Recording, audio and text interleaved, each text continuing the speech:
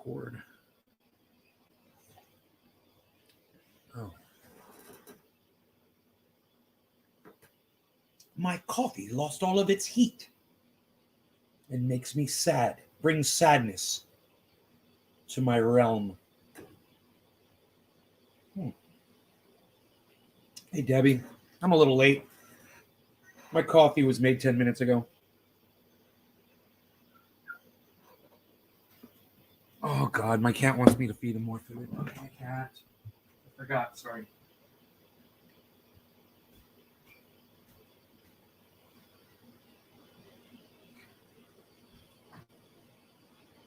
Here you go, cat.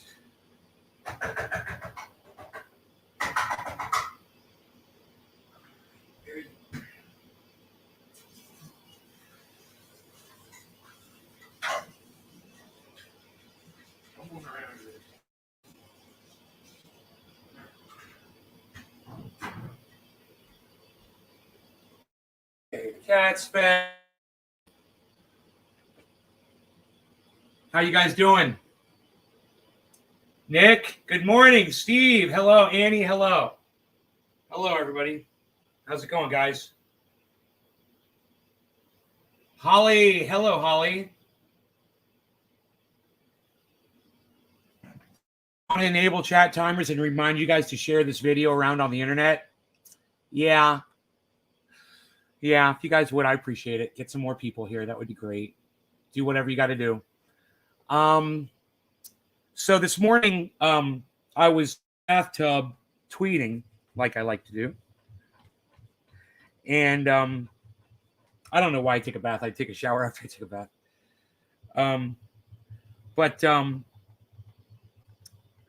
I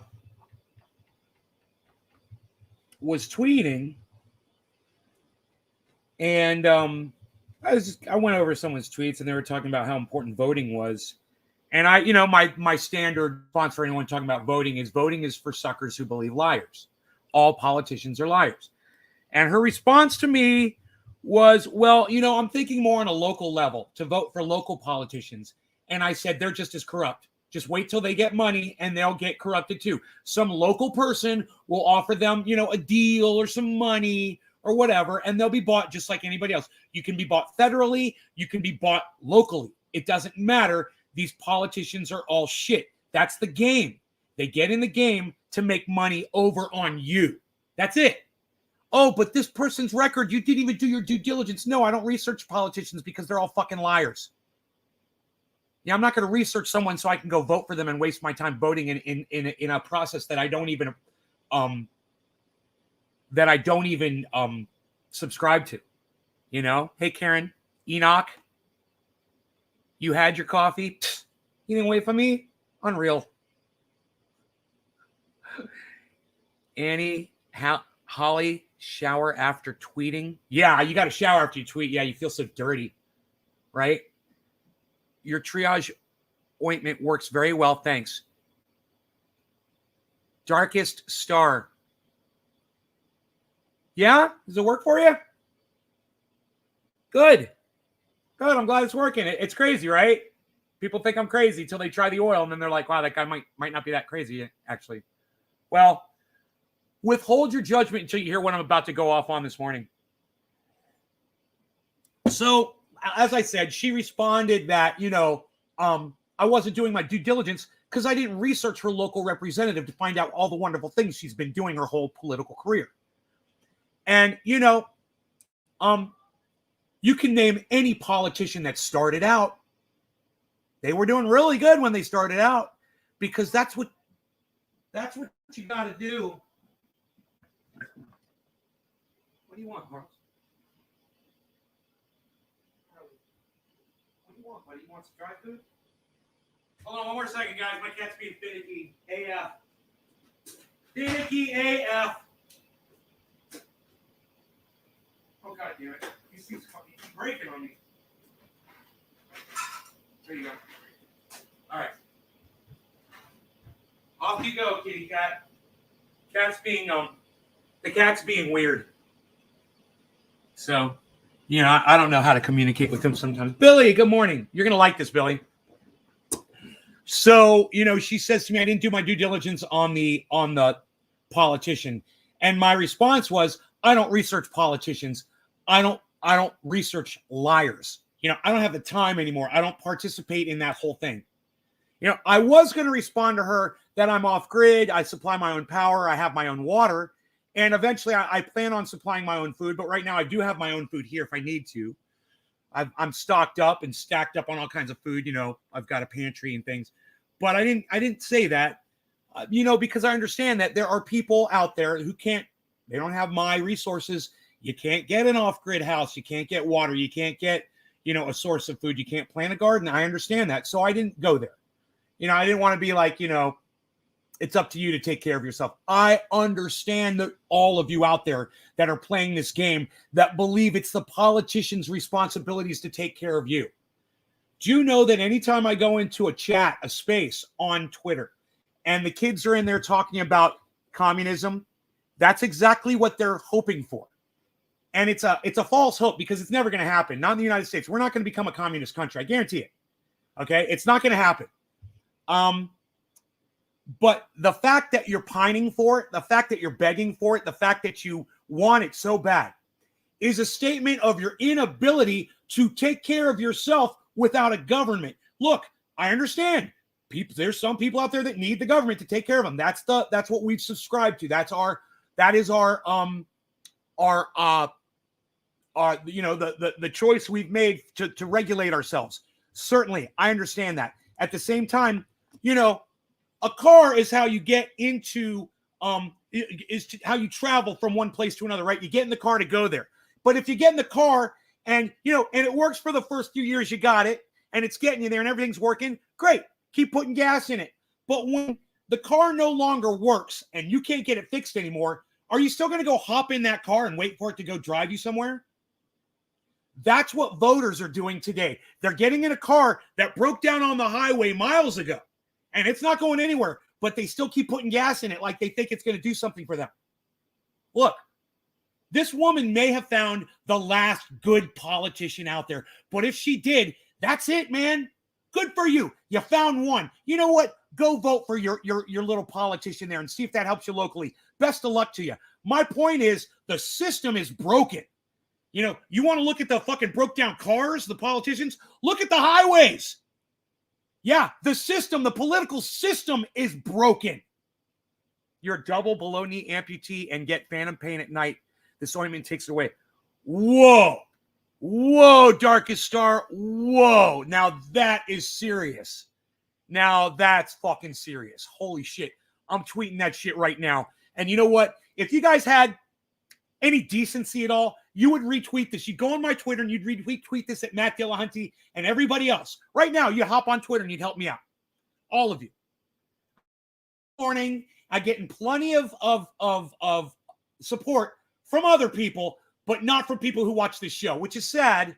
But there's a lot of other people out there on Twitter now who are starting to listen to me. And they're starting to retweet me and shit. It's great. Not y'all. Not you guys.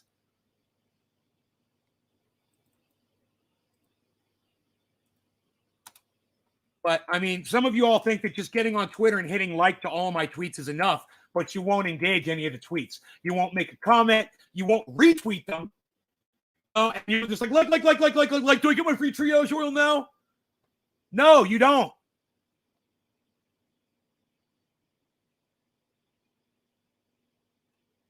Hashtag triage oil. It's just too bad. I was looking at Jackson Hinkle's Twitter today. He's only been on Twitter since 2019. Do you know he put up a tweet today? It got like 30,000 retweets. Do you know when I put up a tweet, it gets 0 retweets? 0 fucking retweets. Jackson Hinkle, 35,000 fucking 0 retweets. 0. Out of juice and out of time? No, not Cybertrucks. I was talking about politicians. I was comparing politicians to cars. So back in the day, it used to be the politicians asked for your vote. They would get into office and they do stuff that they told you they were going to do. Now, all that is saying it's true until they get into the office, get money from big corporations, and don't do what they told you that they promised you they're going to do. So it's a car on the highway. You've been putting gas in it. It's been taking you to work, back and forth. Fine. When the car stops working, you still going to put gas in that fucking car? That's what today's voters are doing. They're still gassing up a car that ain't running. That was a good analogy. Dude, I wrote the greatest tweet. Billy, I wrote a tweet today and I thought of you when I wrote it. It's probably the greatest tweet I've ever written. And you're going to laugh. Are you ready? Maybe if you haven't seen it yet, I'm going to show it to you. I'll let you read it. I should pin it. I want reparations from social media is about to get bumped from my new tweet. That was a good one. This one's better. Let's pin this one. It's got, I don't know how many likes. Let me see. It's got 4 likes and 3 retweets. You guys are awesome. Yeah, my kinky hair tweet. Oh, you saw it. I knew you were going to see that. I was thinking about you, Billy. I was like, Billy is going to love and respect me for this one. This is the greatest. This is my greatest material ever. Hola, driving. Hey, Oracle. Welcome to the show, buddy. Hey, Dom. Candace. Steve Roning saw it too. Steve, thank you. Yeah, you saw that shit. Look at my tweet and you fucking tell me how awesome I am for writing this tweet this morning. Dude, somebody that I don't know actually said, named Peace Mob said, lol, that is a zinger right there. You know? Isn't that nice? They called it a zinger. Someone saw it and liked it. There's my tweet. Candace thinks gerrymandering is what the colored people put in their kinky hair. And we're going to talk about something else today. It's going to go way past this. I got called a racist twice today on Twitter. One time I got called a racist because I'm a white person that's judging Candace Owens on her blackness. And that makes me a racist. I'm not allowed to have an opinion about Candace Owens and how she feels about African Americans because I'm a white guy. Nah, sorry. Yeah, I still got an opinion about her and I'm going to spout it off. It doesn't make me a racist. Yeah, you don't get to draw some kind of a fucking get out of jail free card because of the color of your skin. That's not what that is. That's fucking racist. For triage oil, when I tweet you, I just do it. Bro, I could care less for triage oil when I tweet you. I just do it. How dare you? I can care less. Okay. That's up to you, Enoch, if you can care less for triage oil. I really don't understand that, but the fact is the triage oil helps a lot of people. So I don't understand why you don't give a fuck about triage oil. Oh, I got you. Receiving triage oil. Oh, Enoch, do you have any triage oil?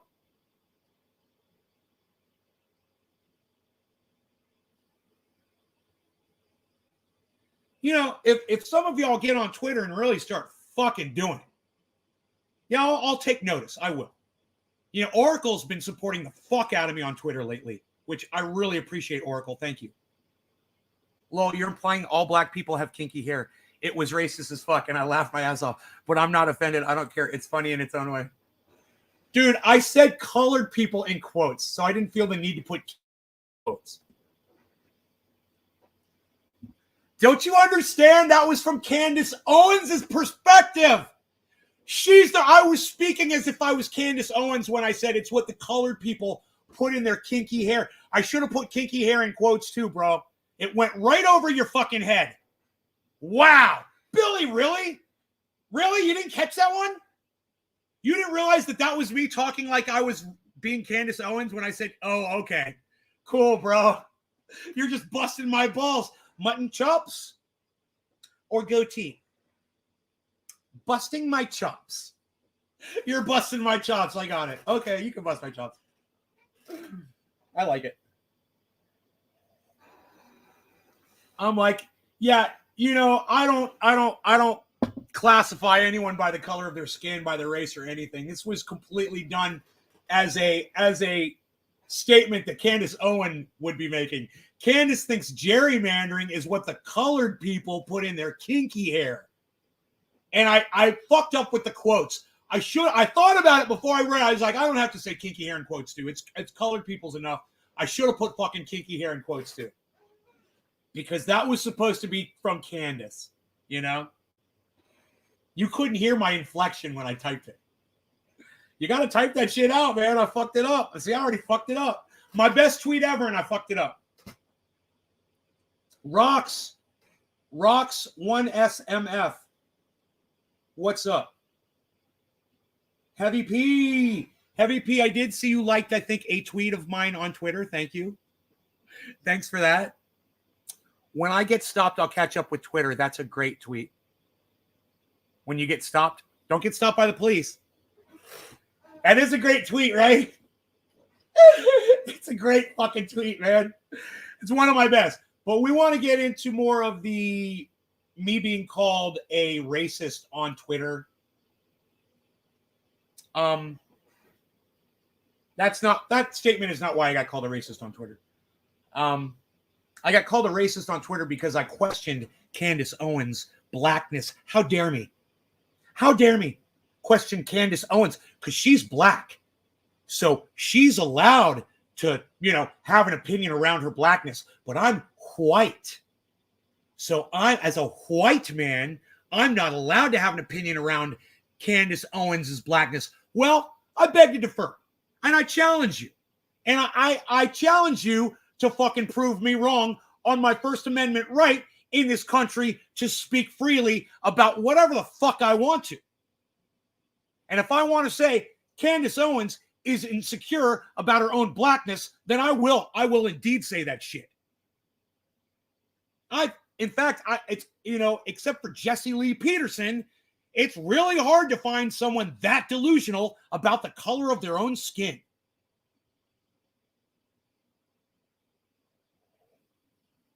And if you don't like me having a fucking opinion about it, call me a racist and leave.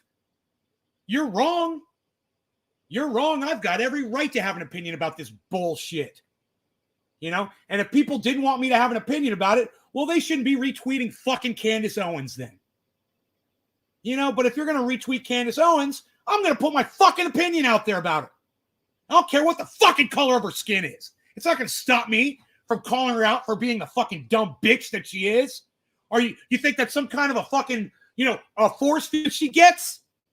I'm black. You can't say anything bad about me. Well, fuck you. You just called me white. Like that's some kind of a fucking put down. Fuck you. How about that? You fucking racist cunt, bitch. And the person I'm referring to, I believe, is a man. I don't know, because they're too much a pussy to put their fucking face on their avatar on Twitter. Hi, Phil. How are you? Haven't had any in a while, so made some. There's one thing, I was going to talk about this before. You go into these spaces on Twitter where the kids are talking about communism, right? And they're begging for it. They want the government, they want Daddy Biden to fucking put the fucking the tit of the government in their fucking mouths. That's what they all want. If you're begging for communism, you can't take care of yourself. You want the government to take care of you. I get it. I totally get that. But I'm telling you, you do not want the government to have every say in your personal life. And that's what communism is. Well, these are the kind of clothes you're going to wear. This is the job you're going to have. This is the car you drive. And this is where you fucking live. This is to eat. And this is the land you're going to stand in. This is the line you're going to stand in to get that fucking food. Yeah. Oddly enough, your black friends have the same opinion of Candace. Oddly? Why is that odd? What, that your black friends can see the truth? Why is that odd, Rox? That doesn't even make sense. You should say, of course, my black friends have the same opinion of Candy. Not, what? Do you think they're just going to side with her because of the color of their skin, bro? She doesn't make any sense when she speaks. Oh, sarcastically odd. Oh, okay, I got you. My bad. You should have said oddly enough. I got you. I get it now. Oh, I totally get it now. Oddly enough. I get you. My bad. I read it wrong. Everyone, happy Chirptacular Thursday. Much love. Stay lifted. Thank you, Amber. I got you now, sarcastically. Stupid son of a bitch. Biden, stupid. Joe, stupid son of a bitch. Biden, I love it. They have a word for Candace. Yeah, they word for Candace. I'm aware of that. It's a very racist word. I understand that. Yeah, you don't have to. That's not the word I was thinking of. The word I was thinking of was just as bad. And it's racist. So, but you can't help your thoughts. You can't stop your fucking thoughts. And if Candace Owens is gonna fucking give you goddamn silver platter of shit to thoughts, hey man, I can't fucking stop that shit. I don't have to say the words, and I won't. But I just want you to know, oh yeah, they're bouncing around in my fucking head. You know? Nobody makes me want to curse more than Candace Owens does.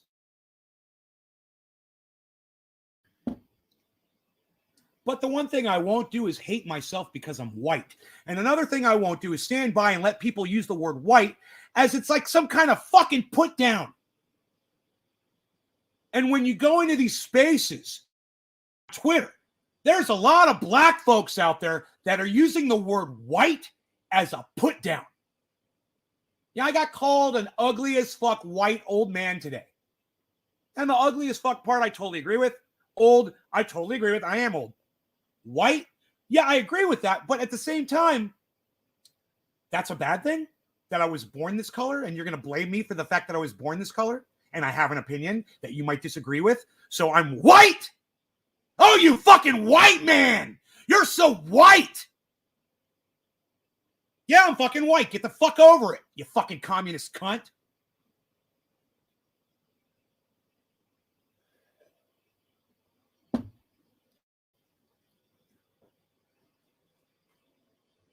And I just want to throw this out there too. This is in no way a slight against my friend Rome at all. Wasn't even thinking about him when I said this, but I realize he is an African American and he is a communist. He's got nothing to do with any of this. I want you guys to know that. If he wants to be a communist, he can be a communist. You know, I understand he goes out and puts food in people's mouths, and I appreciate that. At the same time, I think he's wrong on the whole. The government should be my fucking tit in my mouth. Yeah, I disagree with him on that, but I don't hold it against him. You know, he's welcome to his opinion. You know, I don't think that Rome is the kind of person to ever slight me for being white. And the other day, I was in one of Rome's chats, in one of his spaces, and it was fucking great. And he was pontificating, and he was speaking, and he was making so much sense. And then this fucking dumb racist cunt came in, a black guy, came into this space and called himself a black Nazi. And Rome took offense immediately and started chastising. I wish I had it on recording. I wish I had it recorded. Chastised the guy. Fucking just dragged this motherfucker up and down, right? And said, how dare you, motherfucker? And he said it right. And everybody, and there were 40 people in that fucking space, and they all agreed with everything that Rome was saying. And I appreciated that. And he was right. He was right. And the things he said, he's like, look, man, if you don't like Jews, that's on you. He's like, but Jews have to be on our side too if you want to win this thing. And you can't isolate anyone, you know, based on your differences with them, regardless, religion, Jews, whites, color of their skin. It doesn't fucking matter. Their sexual preference. You don't push people away from your fucking movement. And he made total sense. He said, you need to learn to appreciate everyone for their differences. And I was like, fucking Rome, bro.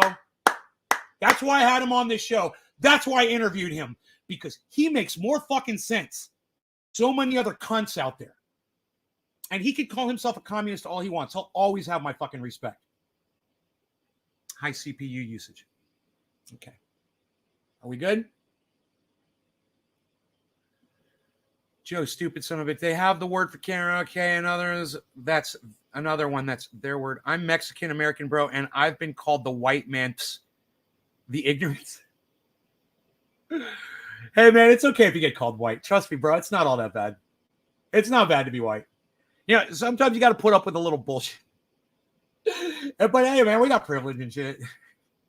Yeah. You're only, you know, we get pulled over by a cop. It's pretty cool, bro.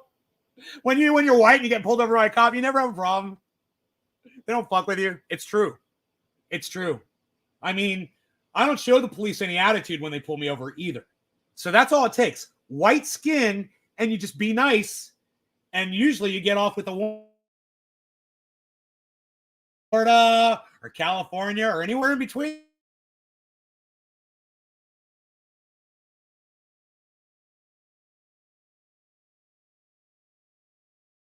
To be nice racists, you know, almost like that. I don't know. You might want to look into that a little bit. Some of those that work forces are the same that burn crosses. Prove me wrong. Prove me wrong. You're only white for political voting purposes. Conservatives need more people to be white so they. We call each other right. Right? Do you guys really use racist terminology to refer to each other? You know, I'm okay with that if everybody's on the same page. But I'm not. It's not everybody's on the same page. I would go along with that if the whole world did. I would. But I'm not going to call cannabis weed, and I'm not going to call cannabis marijuana. Okay? I draw the line at those two fucking words.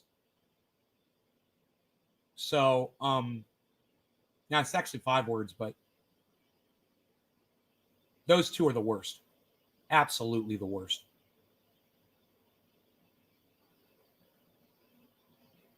I see a lot more people referring to cannabis as such on Twitter, which is great. It's great. People are starting to learn that the word marijuana is racist and was invented by a racist. So every time you use the word, you're a racist, especially once you find out the truth behind it. It's so hard to get that through to people like Kyle Klinsky and David Pakman. It's like they almost want to be racists against Hispanics. I don't get it. And the damnedest thing is David Pakman is fucking Hispanic. Right? Hilarious. And yet he's fucking uses racist terminology against Hispanics. Totally ignores me when I fucking try to point that out to him. It's true. Latinos in Florida, for example. You know what's funny? Instead of just ignoring me, they could just stop using the word. Wouldn't that be funny? They start calling it cannabis one day. Oh, you finally started listening to me. Wow. It's like you actually want to get access for cannabis for everyone now. It's actually like you actually want to work towards that and change some of your stupid rhetoric just so, everyone will have access to it. Almost. Let me know when that day comes when people are serious about it. As long as you keep saying legalize marijuana, you're not working towards anything. You say legalize weed, you're not working towards anything. You're not getting anything for anybody. You've been called everything, Steve? Words matter. Have I ever lived in the South? Have I ever lived in the South? Rocks. I'm from Florida, bro. I lived in Florida for 40 fucking years. Fuck that South state fucking. Ugh. Dude, I think about it every day. Am I going to go back to Florida or am I going to stay here and keep my sanity?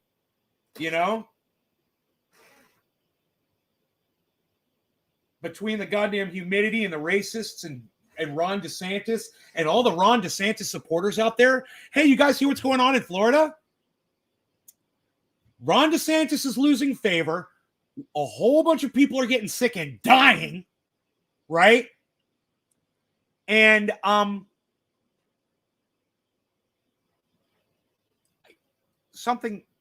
he's trying to pass legislation over there for treatments that don't even work on the new variant.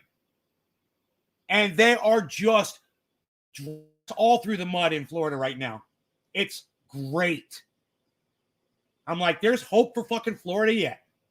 Florida might actually win me back. You get rid of that DeSantis cocksmoker, yeah, I'd consider moving back. That's about it. Yeah, it's a nice place to visit. Unless your family lives there, then it's a nice place to stay with your family, I'm a born-again Californian. Originally from California? Or are you from the South and you moved? The first 5 minutes of Pineapple Express explains a lot. What? I might have to go watch that and see what you're talking about, Patrick. Now I'm curious. What's the first 5 minutes in Pineapple Express? I don't remember the first 5 minutes. I don't remember it. They talking about the origin of the strain or something? So let's keep going here. There's so much to talk about today, guys.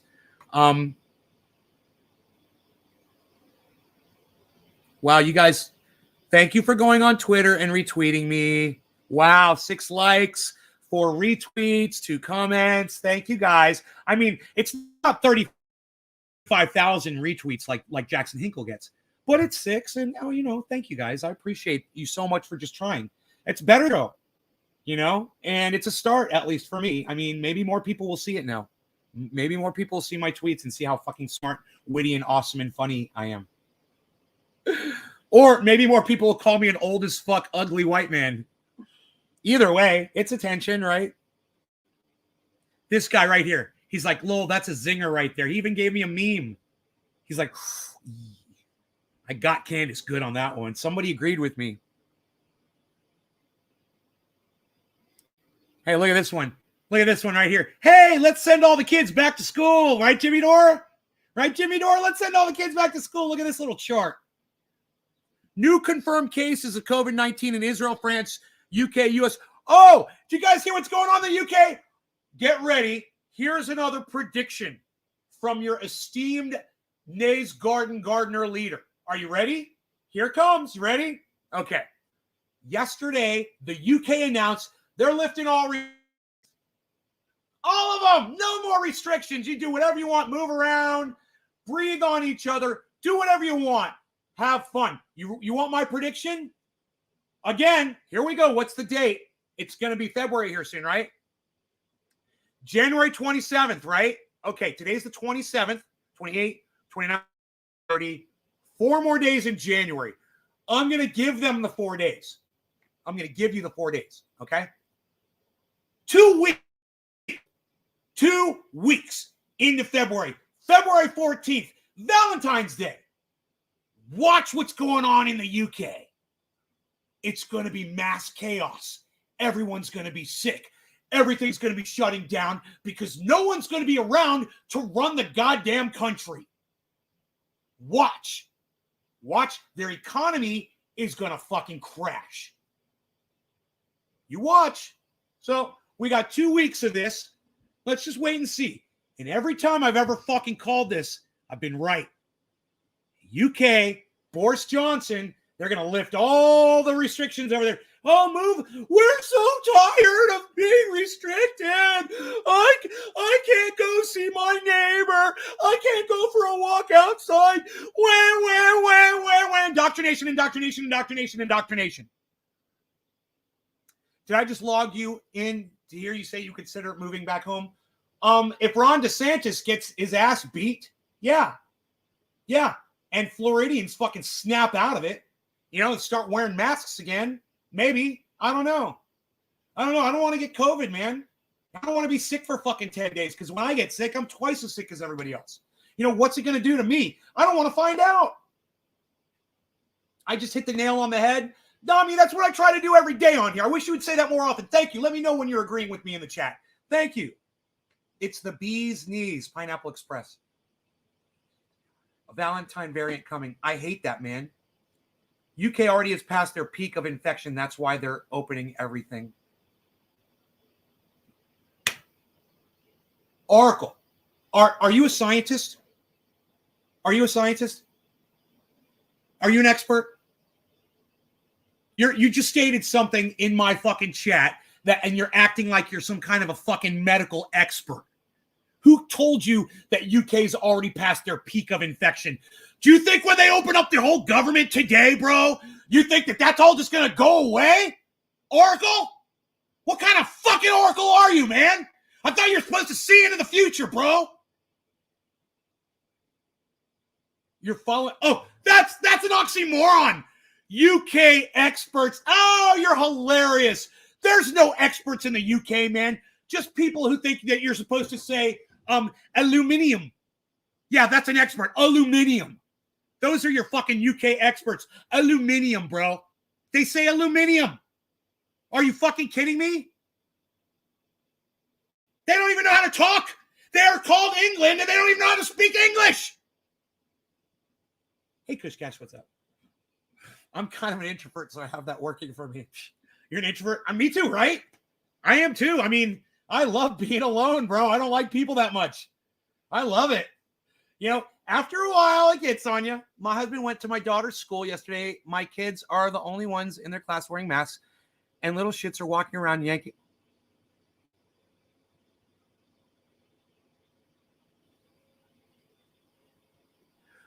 Laney, if somebody takes somebody's mask off, they need to go to jail for fucking assault and battery. That's assault and battery. If somebody takes your mask off your face, that's assault and battery. Are you charging those little fucking cunts with a crime? Are you calling the police, Laney? I hope. I hope you're calling the police and fucking filing charges. Fuck that shit. Hey, man, if I want to wear a mask, fuck you. If I want to wear a mask, your mom's a cunt. All right? Fuck you. Don't let it bother you so much. How about that? Jesus, fuck. If I want to wear a mask and you don't like it, your mom's a cunt. All right? Fuck you. And I just love that I got these guns now. Because you know what? I walk around in public with a mask, and I see these big older men, you know, think they're all tough and shit, and they don't have their mask on, look at me and sneer at me, and then they kind of check me out, and they fucking look away. And they're like, that motherfucker looks like he's going to beat my ass. Goddamn right I do, motherfucker, because I'll jump all over you like a fucking gorilla. It's consider it violating their personal space, and it also battery. It's assault and battery. When they touch you, it's battery. Did I get the Satanist mask? No, I'm not doing Satanist mask. I kind of lost my appetite for Satanist mask, bro. Maybe I'll come to it one day. They've really lost me as a customer. You know, they fucked up so bad, bro. They've done themselves horribly. They were not ready for that release. They shouldn't have done it. They pushed it too quick, and everybody had to sit and fucking wait. And, you know, there's going to be more people out there like me that are like, dude, I don't trust you motherfuckers. If you can't even get the release of your app out right, what the fuck? I'm supposed to trust you with my fucking crypto? No. Fuck you. Not you, Oracle, but fuck Satanist. That old man strength is a real thing. It is, right? It's because they don't work. They don't do anything. And then one day it's just explosive energy.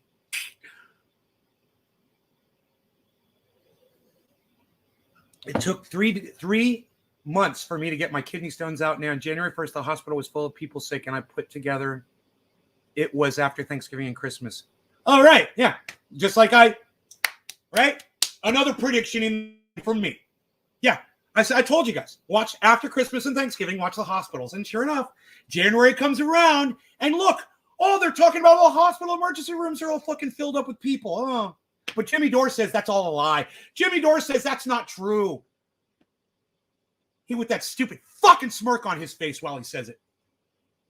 They did invent the English language. Well, I had that same argument with a Brit. He had a valid.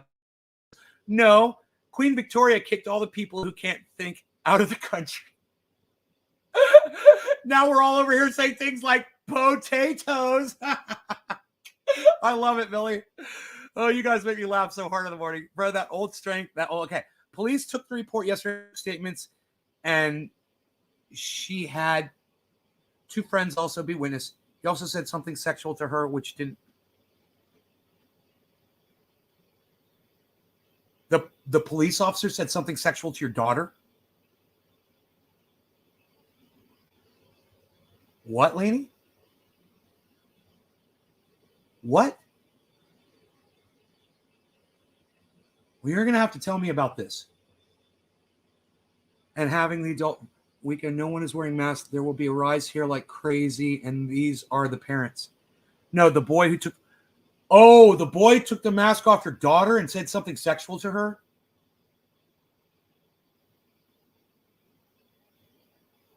That makes me want to fly to Florida right now and find that kid. Dude, I'm the last motherfucker he wants to see at his front door. Oh, boy, man. It's like I've never felt like a surge of energy go through my fucking arms like I am right now. I just want to beat a motherfucker like a gorilla. Oh! What? And he's still in school? Laney, what school is that? They let a kid like that stay in school? Tell me he didn't get expelled for that shit? And she's got witnesses? Dude, look, we can't talk about Laney. I love you too much. We can't talk about this anymore. On my show. We're going to have to take this up privately. I'm going to get too upset. All right? I can't even do this to my audience right now. So deep breath and let's smoke. No, I asked you. I asked you to tell me, and now I'm. It just went so quickly, so bad, so fast. I asked you to tell me, Lainey, just so you know. So hey, everybody, UK thinks that they're over the hump because, freaking Oracle says they are. Because UK experts, because those people in the UK, they're so smart. They've got the BBC over there. They've got the Daily Mail over there. That's where those idiots get their news from. A fucking tabloid, a trash fucking tabloid joke of a goddamn newspaper that prints bullshit articles. That's where the UK gets their fucking news from. These guys are idiots. Oh, and you're not allowed to speak out against the government in the UK. They lock your ass up in prison. Yeah, that's the fucking UK. Suck my dick, England. We should have fucking destroyed you when we left that motherfucker. We should have burnt that shit to the fucking ground. Call you later? Okay. We should have burnt that shit to the ground. Fuck England. And fuck Boris Johnson and his stupid fucking Trump wishing he could be fucking Donald Trump haircut.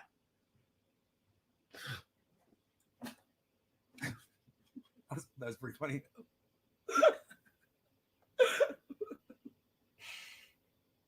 Give me a laughing face if you've laughed at all during this podcast. I'd love to get some laughing faces in my chat. I hope I'm entertaining you all with my rage. Just understand, most of it is faux. Most of it's faux. Some of it's real, though. Some of it's genuine. I don't like people using the word white to try to put other people down. That's racist AF. Okay? So if you're out there on the internet anywhere, think before you call someone a white person again. All right? Just think about it. All right? Because that shit works both ways, motherfucker.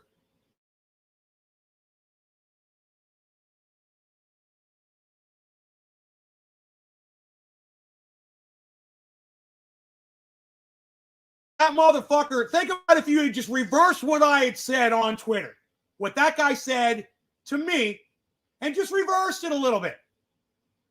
How long do you think my account would stay up on Twitter for being a racist? Right? Not long. More of that, more rage. It's faux rage. I have nothing to complain about, really, I have beautiful friends that love me.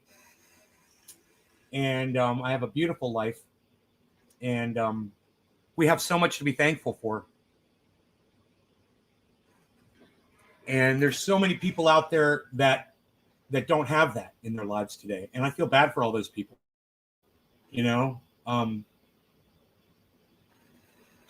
At the same time, I'm losing empathy, man. And that's bad. That's not good. But, a lot of this shit, people calling me white and old man, and that's fucking, society is shunning me. They're pushing me away. And, take my fucking millions and walk, motherfucker, That's how I feel. You want me to be a contributing member of society? Well, then start including me and stop calling me white and stop calling me ugly old man, and understand that if you disagree with something I said, you don't attack me personally over it. You attack what I said. And if you can't stick with that, then I fucking win and you lose. Get the fuck over it. You know, I was in a debate with somebody and they started calling me names. I said, well, you lost. You can't just start calling me names in the middle of a debate. You've lost already. You're not even discussing the points of the debate. Now you're just attacking me personally.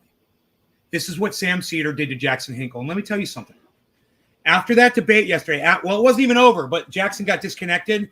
And that cunt, Sam Cedar, that fucking cunt. And let me tell you this. His mom's a cunt. Everybody on that show is a cunt. I'm glad that dude that used to be on that show is fucking dead. Fuck them all. All right? Michael Brooks, fuck you. Fuck them all. He started smearing Jackson on his show. Now, Jackson had a little thing on. It was kind of cute. It happened on Twitter. He got ratioed by his dad. And it was cute. And it was funny. And it was embarrassing for Jackson. At the same time, he doesn't hide it. I mean, it's not like he hides it. His dad fucking ratioed him on Twitter. Hey, man, my dad could probably ratio me too. You know, if my dad could still type, he could probably ratio the fuck out of me. But the fact was, Sam Cedar felt it necessary during that fucking debate to bring that up and to show it to everybody, a picture of Jackson Hinkle's father ratioing him, you know, having more likes on his tweet. Oh, Jackson had on his tweet. And that was supposed to be the ammunition that Sam Cedar brought to that fucking debate. A smear. He lost the debate before it even started. He had that in his quiver. Yeah, man. He had it ready to go. The tool was in the tool belt, ready to fire off. He's like, bring that up. Oh, really? Bring up the fucking smear? Yeah, and they tag teamed him too, but, you know, they didn't do that very well because Jackson fucking moderated the fuck out of those cunts. Jackson moderated those cunts. Thank you, Laura Thomas. You look beautiful. Thank you. He moderated that shit. He fucking stood up like the only adult in the room, and he fucking acted like he was the professor in the classroom. And he made them all shut up, and he didn't stop talking until they shut the fuck up and let him finish his statements. Man, I was so proud. I learned. I never thought I'd learn that much from Jackson Hinkle. Really, I didn't. I just support him because I like what he does. Oh, he got me off guard yesterday, bro. I was like, respect. And how many of you guys have more respect for Jackson Hinkle after watching that? Give me a 1 in the chat for Jackson Hinkle. If you got more respect for him now that you see what he's capable of. And you know he's only 21 years old. The kid is 21 years old. He went like that with fucking Sam Cedar. He dealt with him in seconds. Boom, tossed him out like yesterday's fucking garbage. Steve Running, yes. 1. Thank you, Steve. Yes. Jackson Hinkle, man. You are too sweet, looking damn good yourself. Always have. Oh, thank you, Laura. I'm single. You know, I get all these girls act interested in me. They want to text me and shit. They don't text back. Play ball. I'm like, I'm just looking for one. I just need one. You know, the first one that gets serious with me, she's going to win me. The world we're living in today is a fucking joke. Nobody wants to commit to anything anymore. You know, we're a bunch of commitless fucking douchebags now. Did I read about the transport rally? There's a bunch of trucks coming in, right, to Canada, was it? Where they're against the mandates or something. They're protesting the mandates in Canada. Is that what that is, Oracle? I don't give a fuck about that shit. You know, I really don't care. And I'll tell you why I don't care. Because the people who are mostly crying about this are the ones that don't want to get that. So you want my sympathy up, and then we'll talk. Otherwise, sucks to be you, I guess. You know, mandate me all you fucking want. I'll do it. I know the power of a. I understand the science behind a. That's the difference between me and most idiots out there on the internet today. And you decide for yourself Zuckerberg banned 77,000 truckers' Facebook. Really? Because they're anti-mandate? Tommy, really? Tommy, I know you wouldn't come in here and lie to me, right? And just make some fucking bullshit up. Now I got to Google that shit because it doesn't sound...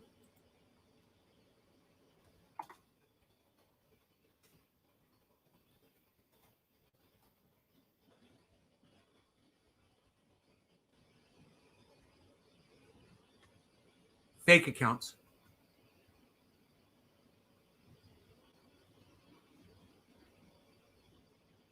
No, there's nothing on the news about it. Did you just make some shit up? Tommy, did you just make that up?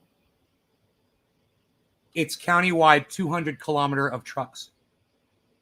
Oh, countrywide 200 kilometers. Yeah, truck drivers are just fucking weird, aren't they? I mean, Nick Brown didn't seem to have a problem getting taken care of after he heard me talk about it a little bit. You know? Yeah, they're headed toward the Capitol wanting them to reverse the mandate. You know what? Just go get the goddamn and shut the fuck up. If they had all just played ball, they wouldn't have been mandated to do it. Nobody wanted to fucking play ball, so this is what they get. Good. Fuck them. I don't care. Whatever happened with that rocket hitting the moon? I don't know. You're the only one I ever heard talking about it. Tommy, are you not going to fucking back up your statement? Are you going to retract it? There's nothing in the news about 77,000 fucking... There's nothing in the news, bro. So you want to tell me where you heard it, Tommy? I'm still waiting to hear back from you. I really hate when people hang me up on this goddamn chat. If you're going to say something in my chat, be prepared to back it up. You're going to sit there and talk like you just said it like it was a fact, bro. So are you a fucking liar? Where did you hear this? Some stupid fucking Facebook post? Or is it from a legitimate news source?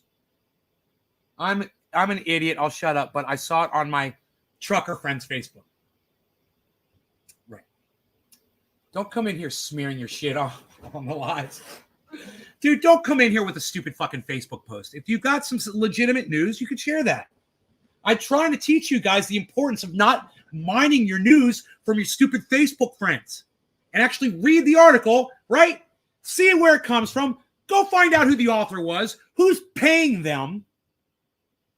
Yeah, I don't subscribe to that bullshit, man. I'm like, 77,000 truckers had their Facebook accounts deleted from Mark Zuckerberg. Really? Okay, so you know Zuckerberg did it? I mean, so many facts here, bro, that you spout. Like, you never even said, hey, man, they're claiming, or I heard, or supposedly. You just state it like it's a fact. Do you understand the difference there, Tommy? I hope you do. I hope you get it. The beard's gone. I don't know what you're talking about. I never had a beard. That was in your mind. Rabbit holes. And rabbit holes. Rabbit holes. You're right. But it's just, the fact that you would mention that on my live stream. You've got nothing to back it up. I Googled it, bro. Nothing came up. You could have Googled it too. That's what I want to get you guys to do before you come to me with something that just doesn't sound right. Listen to it. Does it really seem feasible that all of a sudden 77,000 trucker accounts got banned on Facebook? It just doesn't seem right. I'm doing this. Like, that doesn't sound right. So I consider the source. Well, it's Tommy. I've had to block him from the stream multiple times. Okay. So I asked Tommy for his source. Oh, it's a Facebook post from one of my fucking friends, the trucker friends. Yeah, okay. What's the article? Where did it come from? What's the source of that information? Did you click on it? Did you follow it through? That's what I want you guys to do. Quit fucking taking shit on face value. I mean, I don't care where you get. I don't care if you hear from me. If I fucking tell you some shit, whatever, and you don't believe it, go and check up on it. Don't just take my word for it. Don't take anybody's word for it. This is why we're so stupid, man, because we just go through life accepting what people tell us instead of stopping the laziness and getting up off our asses and just Google. It's there for you guys, man. I don't care if you use DuckDuckGo or fucking Bing or whatever the fuck. It's there. You know, you can use the fucking Google excuse all you want, but fucking there's all kinds of search engines, man. Fucking dogpile that shit. I don't give a fuck. Go to goddamn Yahoo. You know, there's engines, man. Thousands of them probably.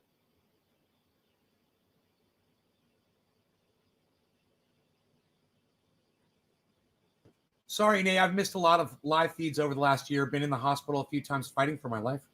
James, why were you sick, brother? I'm sorry. That's because there's no critical thinking taught anymore. And, you know, we shouldn't have to teach critical thinking, Rox.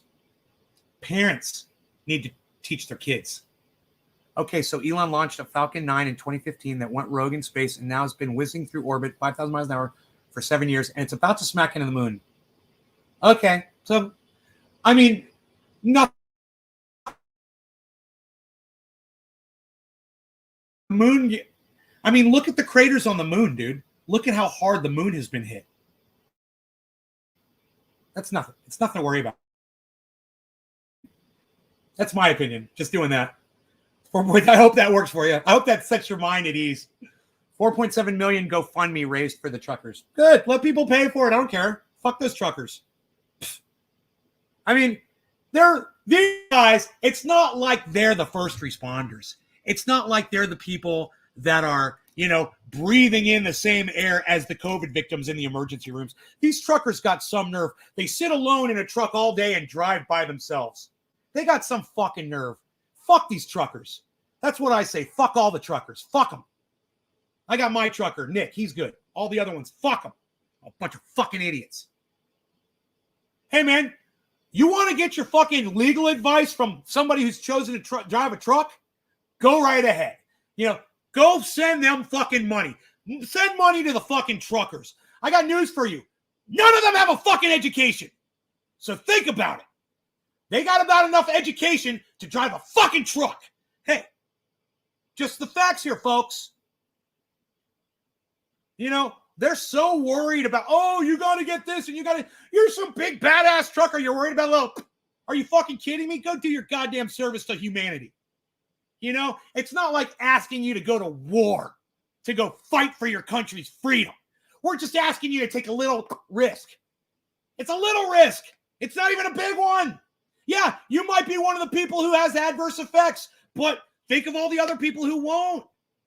And then if you get it, you got a better chance of surviving. And that's what it's all about. But you know what? Support the truckers. Send them your money. Get in the car and follow them down the road. Go block off all the fucking commerce. I don't give a fuck. It's hilarious, man. I don't give a fuck about your fucking bullshit. On a CB channel on 19, it becomes very apparent that you're swimming in a pool of 75 monkeys and bad coffee.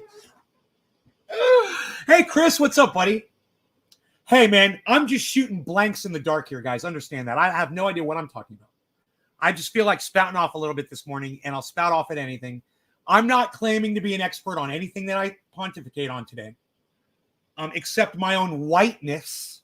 Does that bother you that I said whiteness? Does it bother you that I said I'm white? Well, get the fuck over it. You're a fucking racist.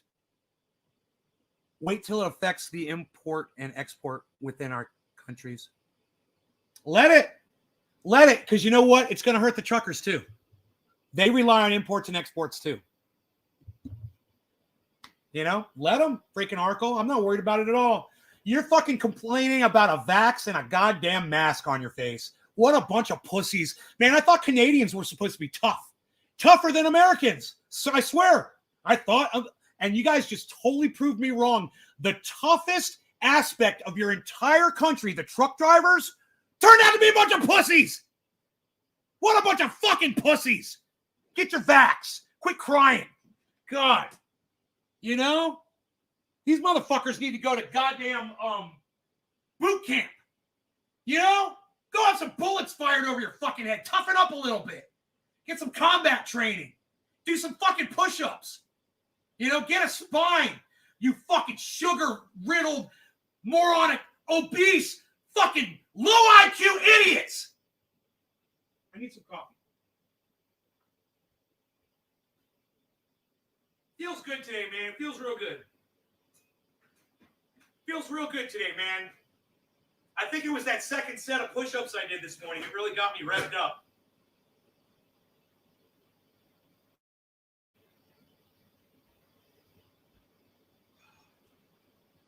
That's how Jackson Hinkle felt before he went into that goddamn debate with Sam Cedar yesterday. He said, I just worked out. I've never felt better in my life, he said. I'm like, yeah, my boy's ready.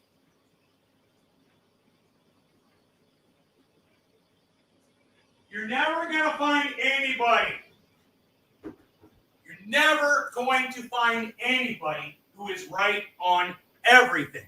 But I hope that I'm getting close to it for y'all. I hope that you agree with most of the things I say, and you can forgive me for the other things that you disagree with. I try to do that with y'all now, too.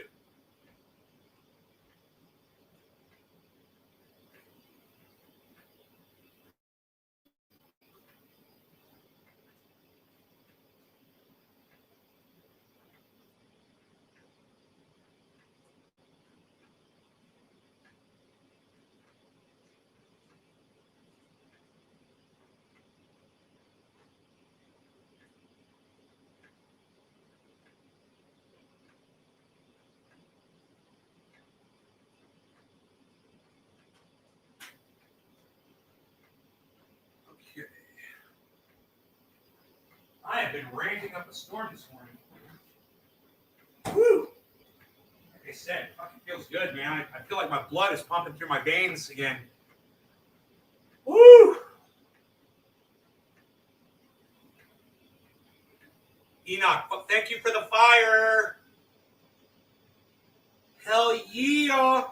Enoch, Chris, take it away. Nick, something. Ha ha ha ha. Take it away, Nay. Ha ha. Hey, Nay. Hey, y'all, and I agree. Hey there. Is that Dakota Goodwin's all? No. Who is that? Yeah, whatever happened to Dakota Goodwin, I wonder, man. That's fucked up. He just disappeared. God, I hope he didn't. Is that Dakota? Oh, dude, what's up, man? I didn't know if that was your name or not. I couldn't tell it's you. Bro, what's going on? I can't see at the top of the screen, but I can see at the bottom of the screen better.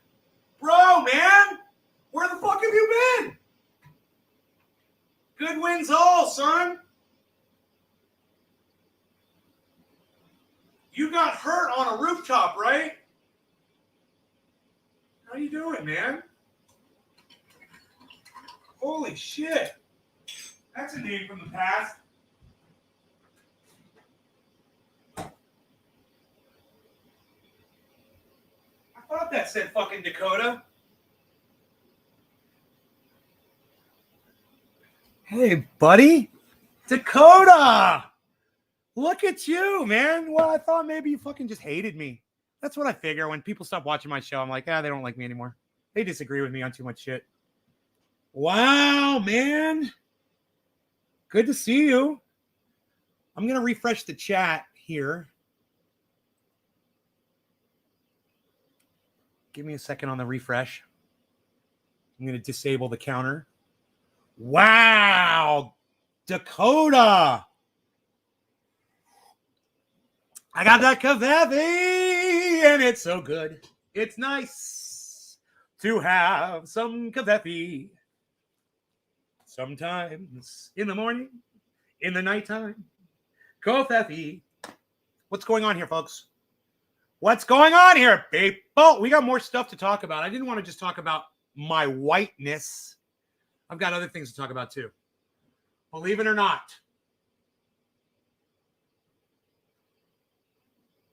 This is like Ron DeSantis looking down at his flaccid penis, claiming it's as hard as a rock.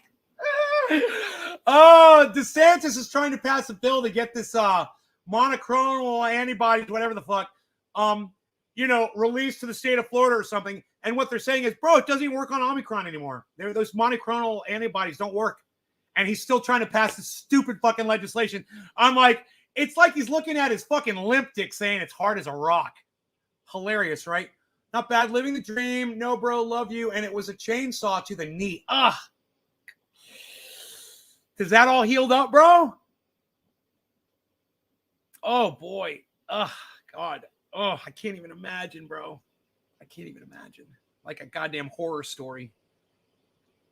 Man, I saw a brutal movie last night called Meander. Holy fuck. Brutal. But it was good. I mean, the way the movie starts out, you're like, is this the whole movie's going to be like this? What the fuck is going on?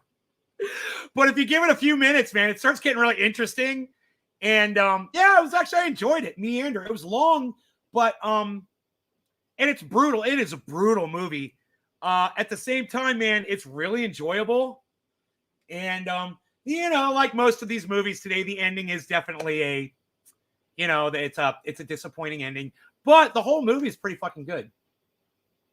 Looks like a kissing lips. I can say, yeah, I'll see the picture of that scar, bro. Yeah, man, sure. Just send it wherever you want. What do you think will happen in Ukraine? Will there be war? Chris, I got news for you. We're already at war, man. We're already in a war. We're in a lot of wars. Will there be another war? Will there be an actual war where we're like lobbing rockets and missiles at each other?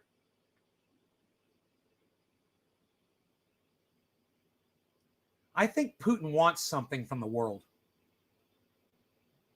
I don't think there's going to be a war. I could be wrong. I'm guessing here, guys. I don't know Putin. But this is what I think. I think he is trying to give himself a leg up in a bargaining situation. So now he's created, right, an extra thing that needs to be mitigated, right, so that he can ask for something in return. Right? Does that make sense? He's creating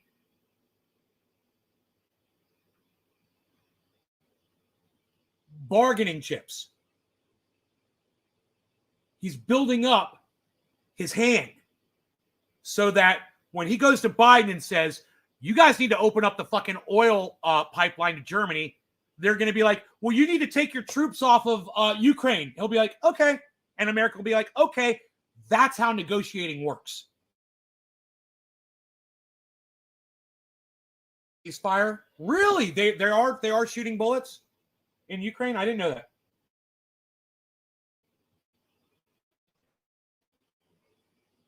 I've had a chainsaw kickback once. Now I have a pole saw, so I just get hit in the nuts by the handle. So, Billy says they're already fighting over there. $100,000 worth of armor and helmets? That's like nothing. What is that? Like two fucking sets of helmets and armor? That doesn't even make sense. It's just got to be way more expensive than that. This will likely be war, in my opinion. All right. Well, I disagree, but whatever. Whatever happens, happens. I'm not claiming to be an expert on it, on foreign affairs. I just, I see this as something that I think, all right, why, when you've got Russia, why the fuck would you need Ukraine? It just doesn't make sense unless he's using that as a bargaining chip. And I'm sorry, Chris, you can't see it that way. That's too bad. You just don't want to see it for what it probably most likely is. I mean, how is Ukraine threatening Russia? Oh, that's right, they're not. There's only one way it all makes sense, and that's my way. 5 guards were shot last night on the border, but it's Putin-backed guerrillas doing the shooting, not Russian soldiers. And the U.S. have sent 8,000 soldiers already. Yeah, let them fight, man. Let them fight. Let them go to war. I don't give a fuck. I don't care about anything anymore. I've lost so much empathy. I hope you guys don't mind that. I just don't care so much anymore, man. I could get all worked up about it and act like I gave a fuck, but I don't. I don't care what fucking Putin does. I don't care what fucking Biden does. I don't care what fucking Trump does. I don't care what NATO does. Through Messenger, and I agree. Why should I let it bother me? You know, if you want to go join a military and shoot bullets at somebody else who joined their military to shoot bullets at you, go right ahead. Go kill each other. It's fucking natural selection, man. Survival of the fittest. And you know what? The more of these people that think war is the solution that kill each other off, the less of them are around. Let the soldiers fight. Let the idiots who thought it was a good choice to go into the military go kill each other. I think it's a great solution to my problem. I don't like war, so let the warriors kill each other off. It's just like this whole COVID thing. Natural selection, survival of the fittest. You know, this is the way humanity is refreshing itself. We're getting rid of all you fucking idiots that refuse to wear or social distance or play ball so that us smart people can enjoy the planet without you idiots here. You fucking have your own goddamn opinion and believe whatever you want. But when you're in that bed and you're huffing and puffing, you remember what I told you. You could have avoided it. You could have. Or you could listen to Jimmy Dore who says, we're all going to get it.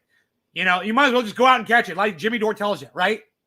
Oh, everybody's going to get it. Really, Jimmy? Have you had it? No. Have I had it? No. Huh. Weird, huh? So not everybody has gotten it yet. But he still says that. Like he knows. Let me see this. And I know it's hard to get you guys to play ball with me, but please fucking play ball with me. How many of you in the audience have never got COVID? Give me a 1. If you've got COVID at least once, give me a 2 in the chat. I'm just kind of curious, just doing a little anecdotal poll here. How many people have got the virus before? How many people haven't? If you've never had it, give me a 1. If you've had it, give me a 2. Dakota, you had COVID, huh? Steve had it. So it's about even. 50-50?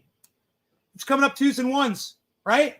That doesn't look like everybody, Jimmy Dore. Not in my audience, at least. Maybe Jimmy Dore should fucking ask his audience.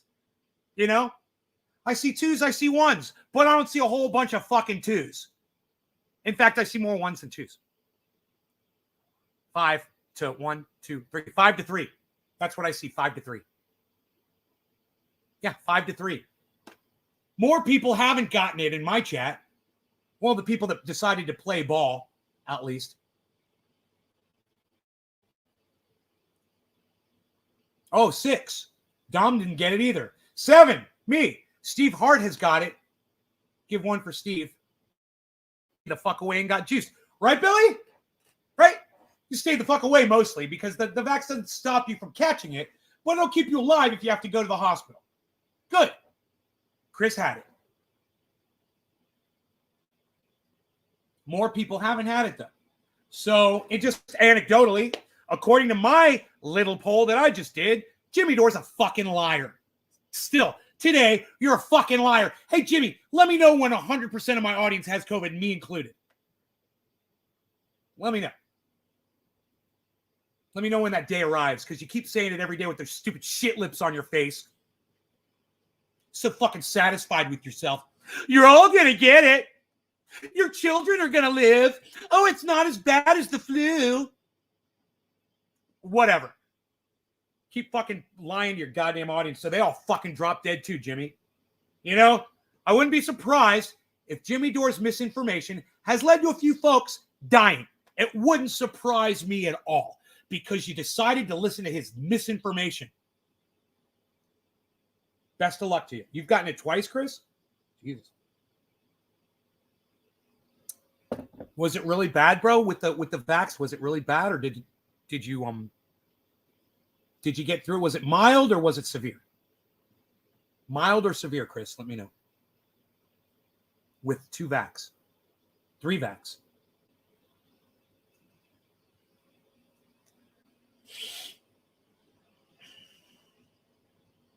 I feel like doing another dab. I haven't smoked flower in like days. The second time was fine. First time was a little rougher. Maybe you got a different variant. First time was awful. Huh. How many days were you down for, bro?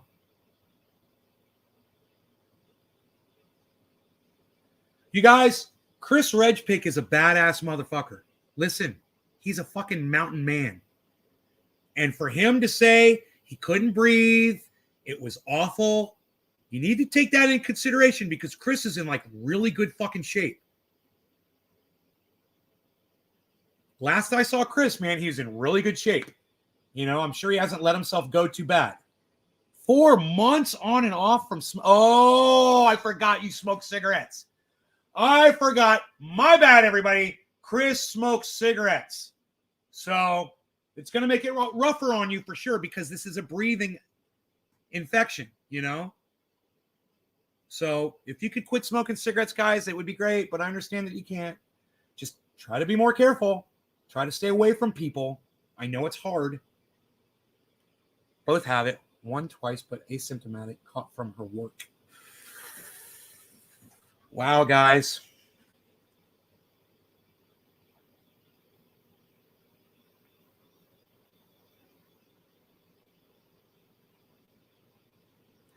I mean, you know, you can act like Boris Johnson and you can act like the UK and you can act like these trucking motherfucking asshole cocksuckers in Canada all you want. You can support that bullshit all you want. But just remember, when the time comes for you to catch this motherfucker and you're laying in that bed and you're down, just remember these words I told you, man. You're going to wish you fucking took a little bit more caution. You're going to wish that you didn't catch this motherfucker. And,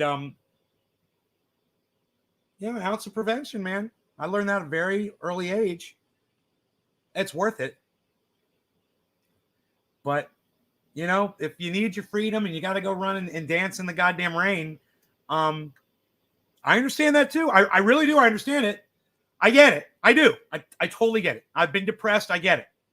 But it comes with a huge price. And if you can't let your dog out to go poop outside, that's fucking sick. And that's what this thing does to some folks. Now, you want to play that Russian roulette? That's on you. Doesn't affect me at all. I choose to not be around you, not be exposed to those germs. Hey, Dom, let's not call it the jab, okay? That's negative terminology, and it's been indoctrinated into your brain because you're weak-minded. Don't let people indoctrinate you into calling this a jab. Vax is just as easy to type. V-A-X. Try it. Try it, Dommy. Don't be a Jimmy Dore. You've gotten all your shots plus booster. Me too, Carol. Now that the bipolar Texas weather is up and down, more people are getting. Just wait for UK. Give UK February 14th, Valentine's Day. It's going to be a beautiful day.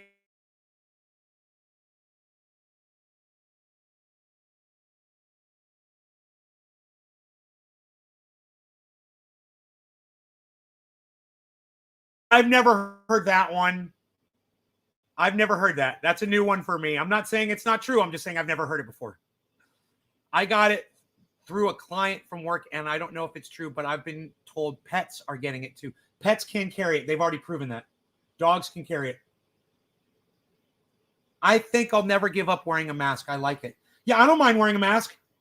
I don't mind wearing a mask. Bro, I'll go into stores. I'll go to gas station, wherever. Nobody's wearing masks. Even in the mandated areas, people are not wearing masks. And I don't care. I'll wear mine. And it's funny because people want to give you a dirty look. And, you know, when you're muscular and shit, people won't do it. People won't give you a dirty look. They're scared of you. It's hilarious. People are pussies, you know? Got a little fucking stand up a little taller, got a little bigger biceps, my chest puffed out a little bit. Oh, not even the biggest man wants to make eye contact with me. Because they know a smaller man can still take their ass down, you know? So, nothing but respect from these fools. I love it. You know, and that's what I expect. And you know that kid that I gave the $1 and the Slim Jim to? He was wearing a mask, and he was out in the parking lot. Just saying.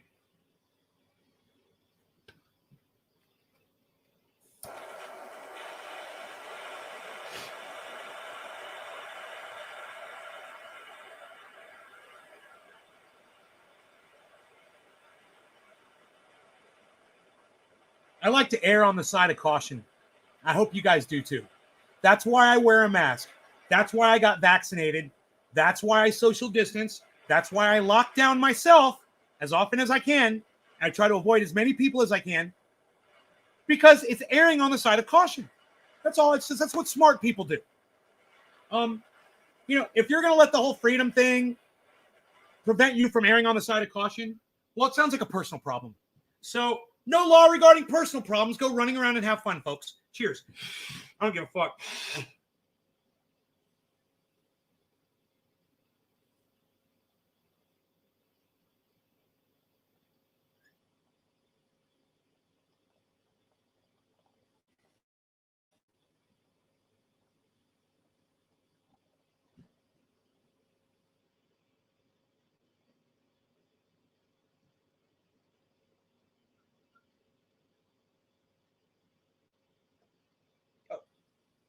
That was a huge dab.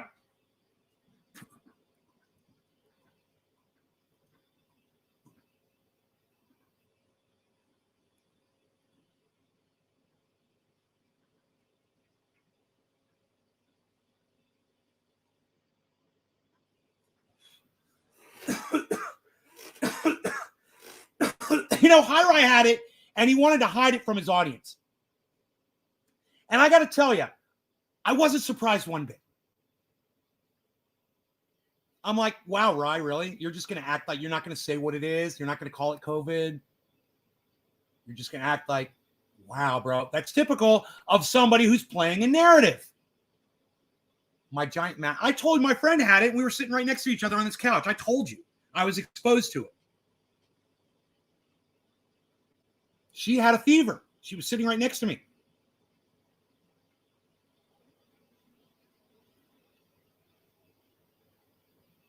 My giant mastiff backs down from my cat because that little fucker's packing 10 knives in his coat.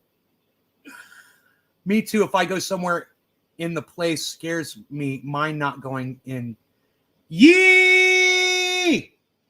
What's up, my brother? I was just smoking some of your fine diamonds, my friend. Wow. Hey, Token Dave, hello. I'm working on installing Windows 11 on my laptop. I'm going to give it a try. Best of luck. I heard it's actually a better OS than 10. Now, if 21% of the population will not get the virus, then why are we taking it seriously?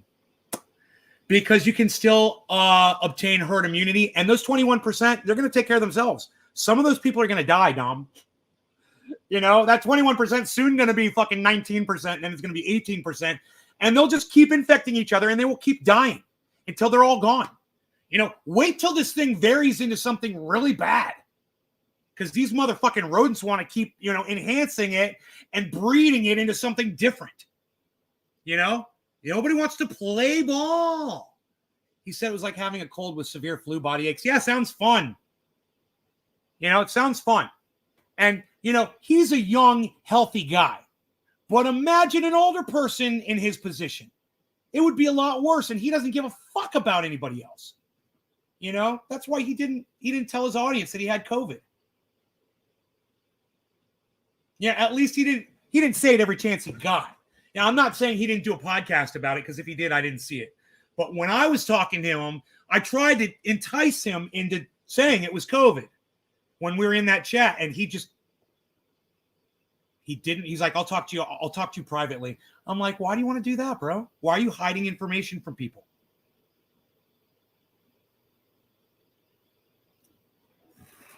But that's the narrative. We stick to our narratives, man. All of us. That Jimmy Dore narrative, it is just so vulgar and obvious. I mean, Robert F. Kennedy Jr., really, Jimmy? Let me just say this. Jimmy, you're a fucking idiot.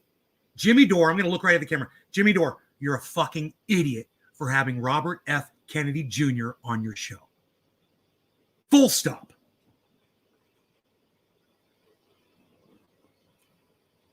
He doesn't deserve a platform. He doesn't deserve a voice. He's a fucking Kennedy. The motherfucker writes books.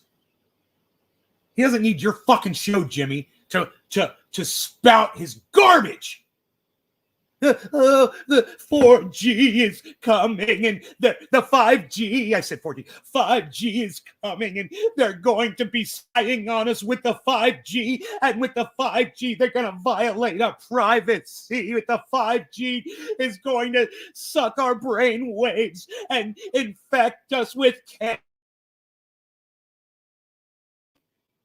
What's that stuff in thermometers called? And mercury. They've got mercury in the 5G, and they're broadcasting the mercury over the 5G network now. Fucking Robert F. Kennedy Jr. You can be a carrier and not get it. Yeah, probably, right? I don't like wearing the mask, but I still do and will. Well, because no one can see it's an evil laugh. Just hear a laugh. They don't realize it's an evil laugh if you've got a mask on. I don't mind wearing a mask. It doesn't bother me at all, man. I'll fucking take it off when I get out to my car. I'll put it on when I walk into a store. It's fucking easy. It takes a second. It's never an inconvenience, actually. You know?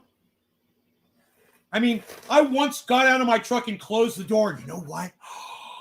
I had to go back and open my door and reach in and grab that mask. Oh! The inconvenience of it all. I was so inconvenienced. And then, I had it on my face and I was trying to inhale oxygen into my lungs, but there was this piece of plastic material that was in front of my face and the air, it was in between my face and the air. Oh, wah, wah, I'm a big trucker. Wah, wah, wah. You're so tough, you fucking idiotic truckers. You know, the only thing you fucking could do was follow the other truckers like a fucking convoy, because that's all you know. Oh, we're in a convoy, we're doing a convoy. A convoy. Oh, 10-4, good buddy. Convoy. Put that hammer down, 10-4. It's a convoy. Yes, there's a song, kids, just so you know. There's a song. It's from my youth. There's a movie called Convoy, too, I think. I think the song is from the movie.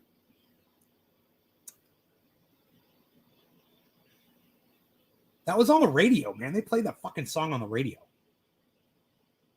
You know, back when I was a kid, if I wanted to hear something repeatedly, like a song that I heard on the radio, we had to take a cassette and put it into a recorder and hit record and play and record the radio. Now, if you had a radio built into the cassette player, it was great because it'd give you a really good recording, almost a digital quality recording. But sometimes you just have to put the tape recorder in front of a radio and just record the music coming out of the speakers. It wouldn't be as good of a recording, but man, you could hear that song and you could jam to it. And now you guys can just, I mean, when I look at all the fucking dumb cunts that pay for Spotify, and I realized, man, you know all that music's for free on YouTube, right? All of it. Right? You realize that, right? You fucking spot a cunt motherfuckers. You idiots. Oh, I'm not gonna do Spotify anymore because Neil Young. We're gonna talk about that. We're gonna talk about Neil Young and Joe Rogan. This is very important. It's about free speech.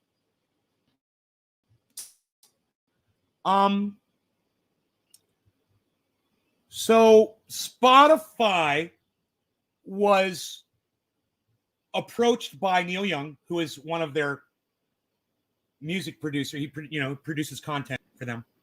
He's got his music on Spotify, I should just say. And he said, if you guys don't pull down Joe Rogan for putting out COVID misinformation, I'm pulling my music off of Spotify.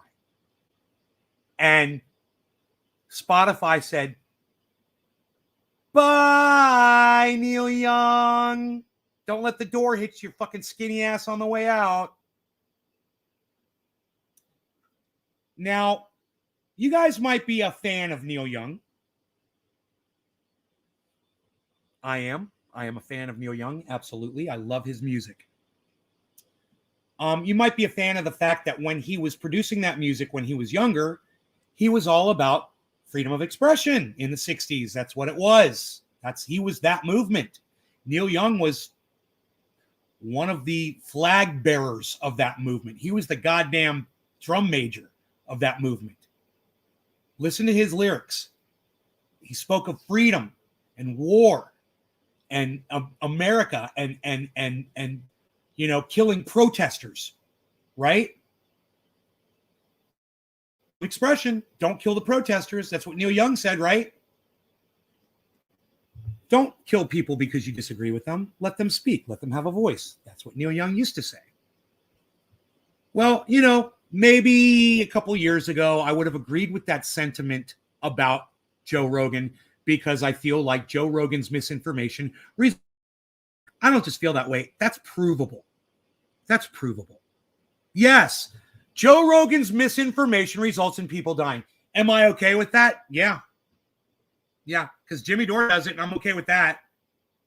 A lot of other people do it. The CDC does it. Fauci did it. People die. I'm okay with it. Do you want to know why? Why? Because Jimmy Dore taught me about, within the last 2 years, I don't know when exactly it was, but he taught me that when you disagree with people, it's okay, but you don't scream to have them silenced. And I got to give the people that don't like this show that have come in and left, I got to give them a lot of credit. Because thousands and thousands of people, maybe more, have literally come into my show, not liked what they saw, and decided to leave, and never thought, I should report that guy because I don't agree with what he just said. Do you know how many thousands and thousands and thousands and thousands of people have come into the show and left and not reported me? I don't know, man, but I guarantee you it's a fucking ton. And they're doing it right. You don't have to listen to somebody you disagree with. You can just walk out the door. And I don't have to try to have you silenced because I disagree with you. Even when your statements are resulting in people dying, you know what? That's on them.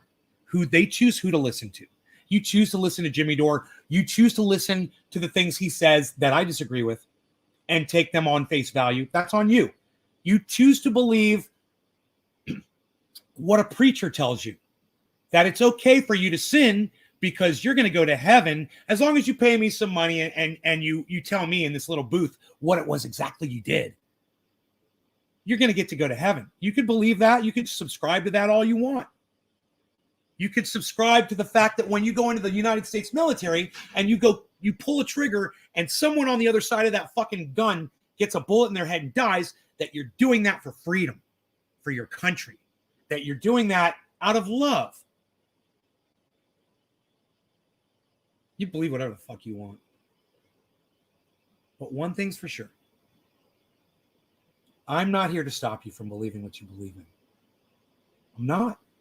I'm going to tell you what I believe. If I disagree, I disagree with war.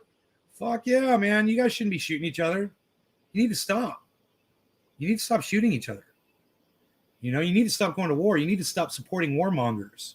And we could go on and on and on and on and on and on. That's not the point. The point is, I could say it to you, and you can listen to me, and you can judge for yourself. You can fucking hate me for my opinion all you want. But I just don't support you in doing that. I don't hate Jimmy Dore because he has said things that I feel result in people dying. I don't hate Joe Rogan because I know he's fucking said things that has resulted in people dying. I don't hate them for it. I think there might be some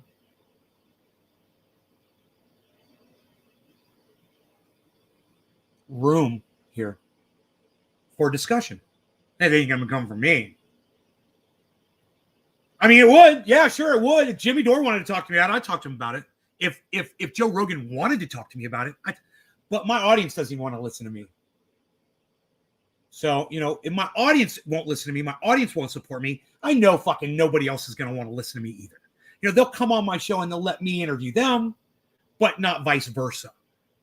I get that a lot. Yeah, I'll have you on. Yeah, okay. Great. Still waiting for that.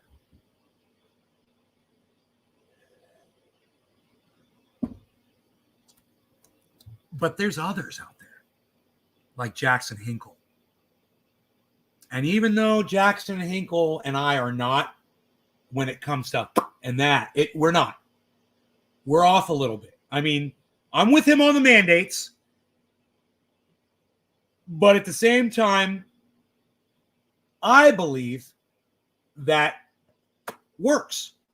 And I believe that if we were trying to convince more people that it worked, we wouldn't support the narrative of Jimmy Dore by having someone like Robert F. Kennedy Jr. on their show, or at least we'd speak out against it.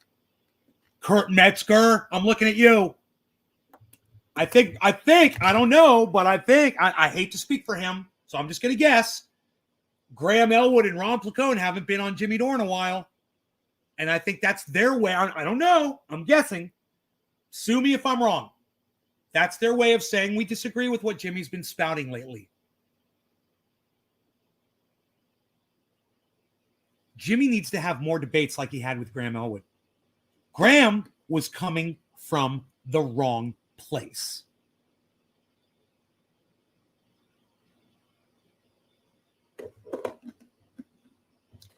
It needs to come from facts. It needs to come from the truth, not how you feel here. And I know that in Graham's mind and his heart, he feels like if people were ordered to, there's a good word, if they were ordered to, directed to get that would somehow stop everything. And Jimmy Dore doesn't believe that at all. And that's one of their biggest problem with that is it's not provable. And while Graham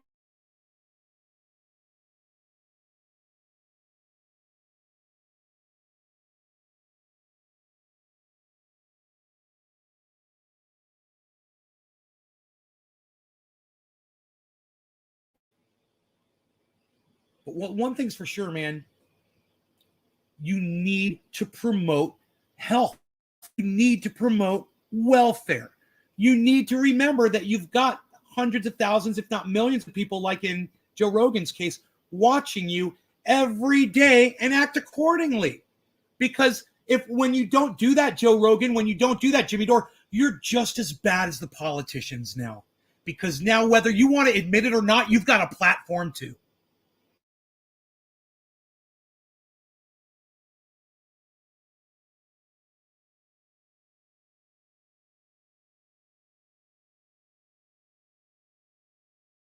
Need to be aware of it. And with Steph Zamorano behind you giggling along and Kurt Metzger nodding his shiny bald head along with everything you say, it's not helping you. You're in a fucking echo chamber. And I just don't understand why it's so hard for Jimmy to not play narrative and instead play facts. Because he wouldn't be where he is if he was playing the fucking facts. He wouldn't be standing in the place he's standing right now on this issue if he was listening to all the facts and accepting all the facts. He would be right where I am. Let me explain that to you so you get it. I'm gonna be a little explicit here, okay?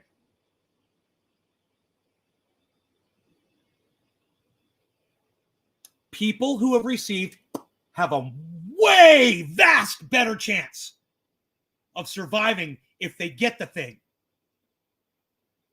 Jimmy never mentions that to him. He knows it's true, and he will say it when he has to, like if it pops up in a story and he's reading somebody else's words, and he'll just glaze over that really fast.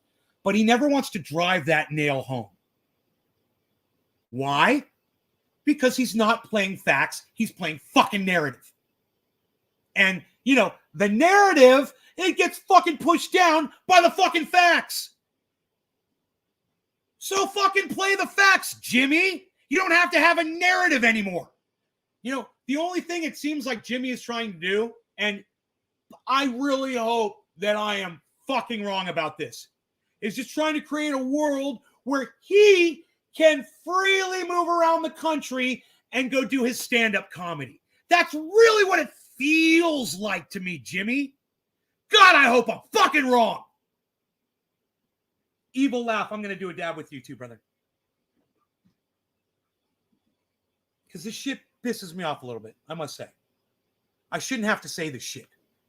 And the fact that Jackson Hinkle isn't on this shit drives me fucking crazy. And the fact that Max Blumenthal goes on that show and nods along with everything Jimmy says and never tries to call. Dude, it's like, anti-freedom, anti-freedom, anti-freedom. It's all anti-freedom. Oh, they're moving in. They're taking our fucking freedom. It's all our freedom, freedom, freedom, freedom. Great. I agree. It is. But don't forget the fucking facts of the other side, you fucking dumb lying cunts. Max Blumenthal, Jimmy Dore, I'm looking at you. And Jackson, you're next. I swear to fuck. Fucking nice news skirt, right?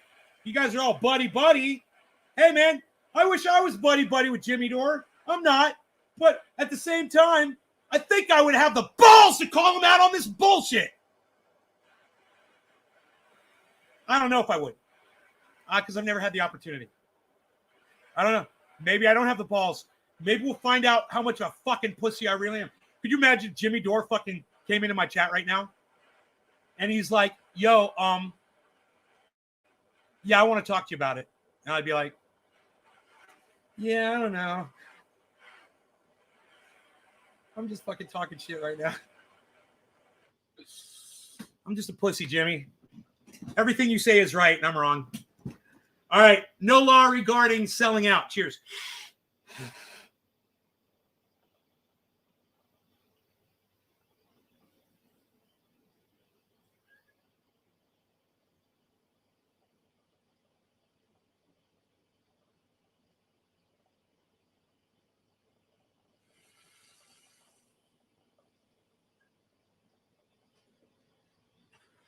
I got Pinoy diamonds in my dish.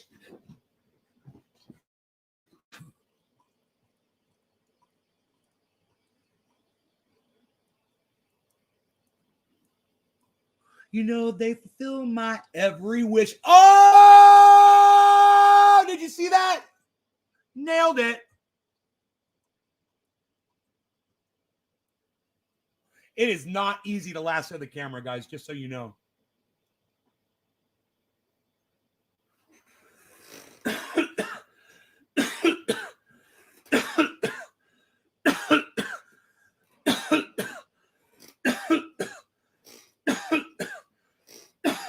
Oh no, Jimmy's here.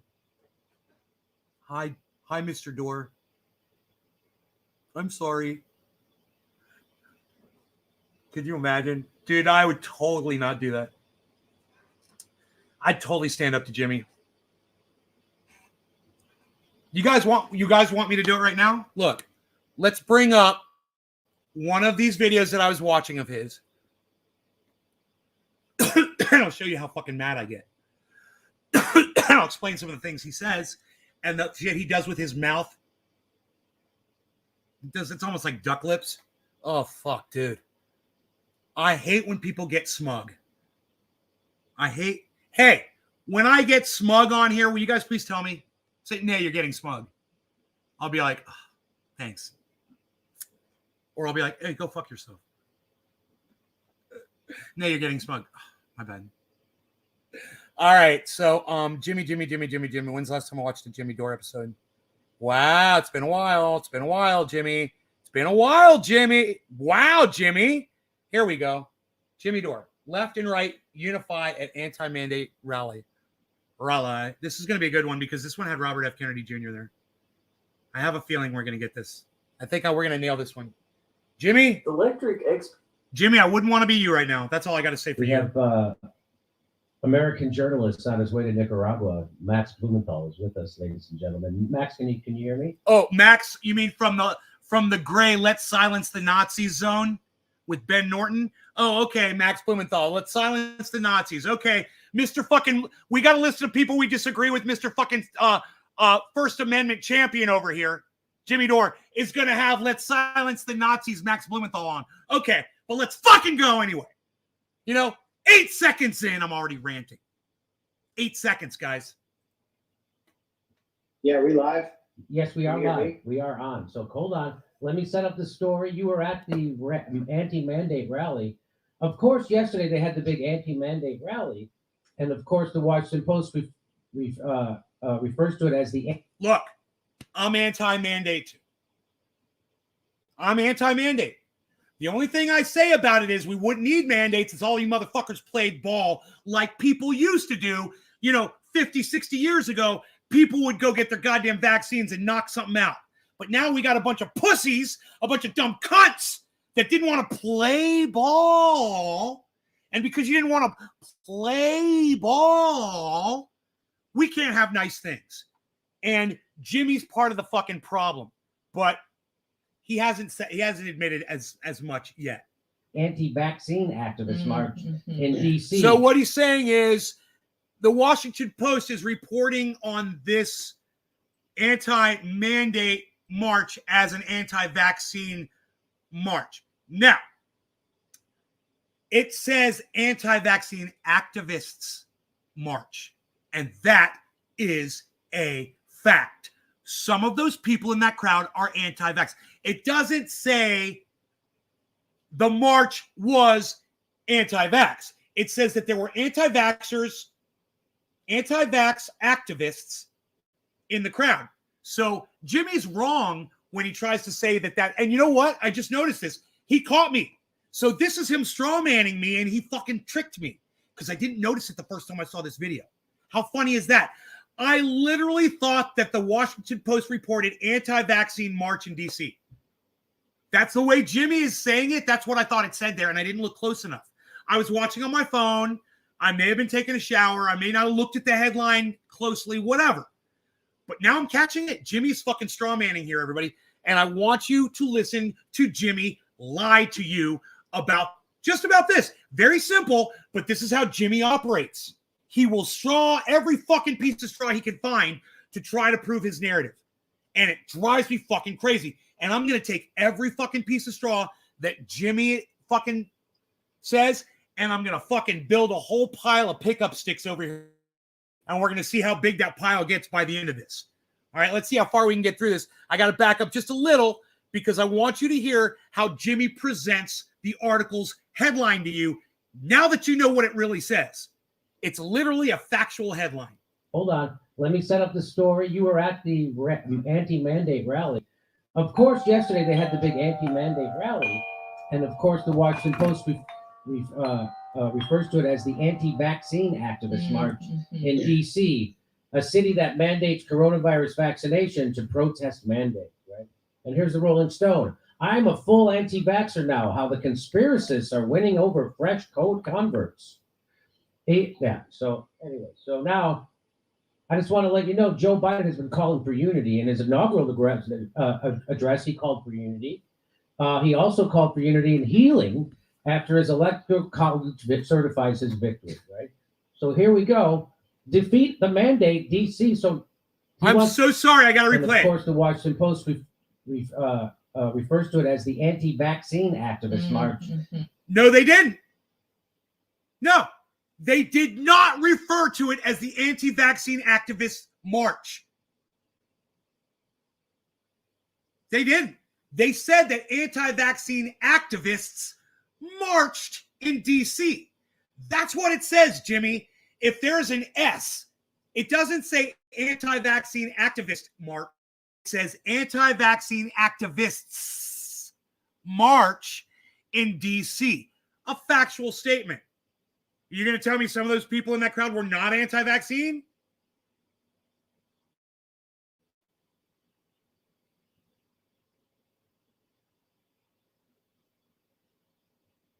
You guys get that now? What that article said? He's literally lying to his audience. That is not what the fucking headline says. He is literally lying to his audience, and he's got Steph Zamorano behind him. I love her. I love you. I'm sorry I got to do this to you, but you're doing it. She's helping strawman. That's two pieces of straw. It doesn't help when you got someone fucking attaboying you while you're doing it. It's just more straw. And of course, the Washington Post refers to it as the anti-vaccine activist march in D.C. You guys see the difference? Can any of you guys see the difference between that headline and the way Jimmy is referring to that headline? Do you see that Jimmy is misrepresenting what this headline actually says? I want to know from somebody in the goddamn audience right now, if you guys are listening to me at all. Do you guys understand that Jimmy Dore is misrepresenting what this headline says? I'm just waiting for a motherfucker to just say something in the goddamn chat. Anything at this point. 5 fucking minutes since you guys have said a god. Thank you, Steve. Jesus fuck. You think I was asking for your goddamn pint of blood or something, man? Thank you. Right. Steve gets it. I wish the rest of you did too. I wish there were people here. Oh, I'm being smug?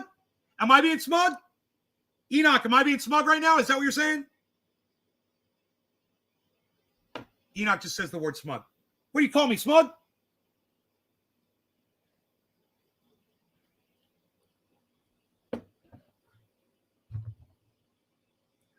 I know, Jimmy's being smug. It's not about the smugness. It's about him lying, Enoch. He's laying down that first piece of straw, which is a lie, to support his argument. He's straw manning from the very beginning. We're 26 seconds into this fucking show. Sorry, I'm here listening, working. Okay, Evil Laugh. Thank you, brother. Nick Brown laughs. Thank you, Nick Brown.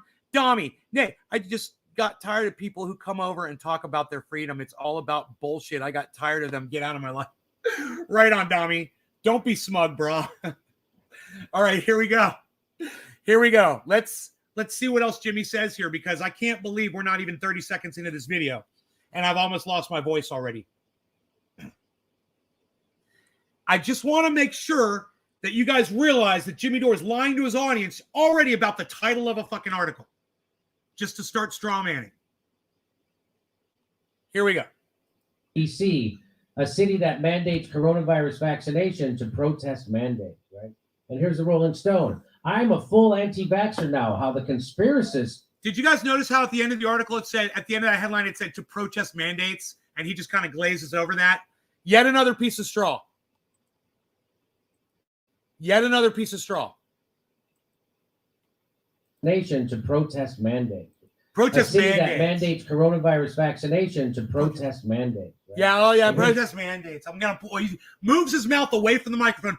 Jimmy, it's subconscious. I know you didn't do that intentionally. I know you're reaching over for your mouse, but you know, that was the point of the fucking headline. They were there protesting the mandate, Jimmy, and they said it in the headline. There were anti-vaxxers that were protesting the mandates. They didn't say that the whole crowd was anti-vaxxers. Now, I will give you this. I don't like the way they fucking worded it either. They could have done a better job. But it's still a piece of straw.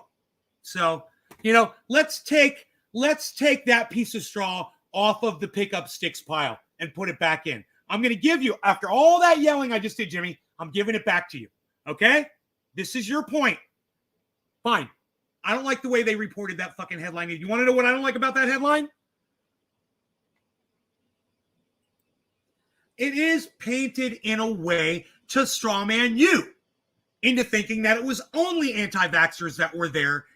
Unless you're really paying attention to that headline, you might think that every single person at that rally was anti-vaccine.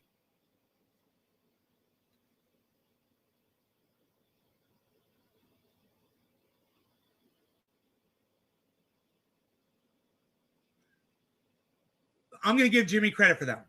I still disagree with the way he represented it, but the point is he didn't like the way they worded it. I don't like the way they fucking worded it either. Hey, Max, man, you know what? Suck on my dick, suck on my dick, oh, suck on my dick, suck on my dick, suck on my dick, suck on my penis. All right, here we go. You guys ready? So I'm giving this to Jimmy because I don't like the way they wrote that fucking headline either. I just disagree with the way Jimmy's misrepresenting it and using it as a piece of straw, but he gets the piece of straw back. Okay, let's keep going. Because I have no suck-a-la-meek, suck-a-la-meek, suck-a-la-meek. You know, when me and my boys we're just sitting around, fucking sipping a little bit of fucking hot cocoa, maybe rolling up a nice tasty fucking blunt or a joint. You know, I got that glass blunt. I got it over there from fucking Puff Tough. You know, TUFF.com. Puff Tough, you know, fucking Robin Mulligan, my boy, fucking chilling with me in LA, fucking hanging out, fucking telling jokes, smoking a little. You know, sometimes we like to smoke it up a little bit. Vaccine activist march a little bit. in D.C., a city that mandates coronavirus vaccination to protest mandate, right? And here's the Rolling Stone. I'm a full anti-vaxxer now, how the conspiracists are winning over fresh code converts. So now I just want to let you know, Joe Biden has been calling for unity. In his inaugural address, he called for unity. He also called for unity and healing after his electoral college certifies his victory, right? So here we go. Defeat the mandate, D.C. So he wants unity. Well, guess what? About 40% of the crowd was Trumpers, about 60% hippies in drum circles. I don't think the establishment will like the idea of us uniting too much. So that's the left and right coming together under populist ideas, which is the thing they fear the most. And I agree. This is something we can all come together on. I disagree with mandates. I totally disagree with mandates. Like I said, I just wish everyone had just done it on their own, but they didn't. And oh well, I did.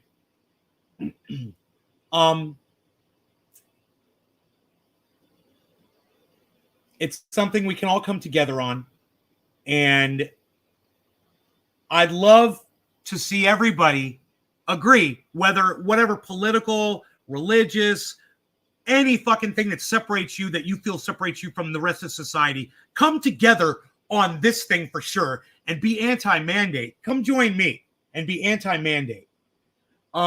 You know, if Graham is pro, I disagree with him. I love him. I'll still love him, but I just disagree. And I try to talk. Maybe Graham and I could debate that because I love him, you know?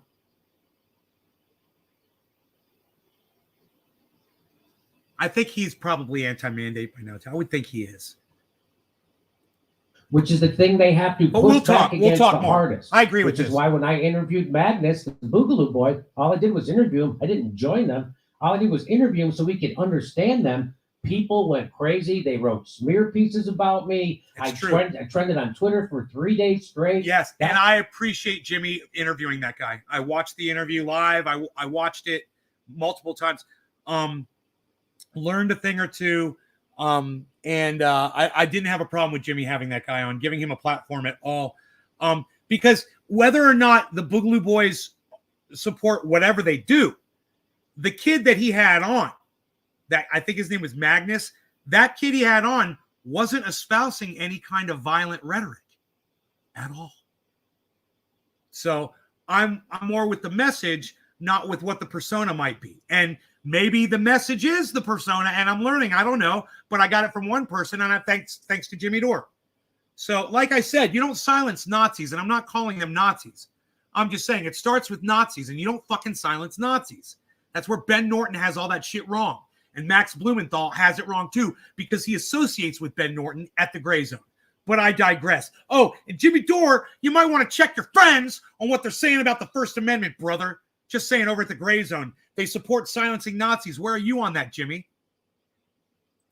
That's this thing that scares the shit out of the establishment, more the left and the right.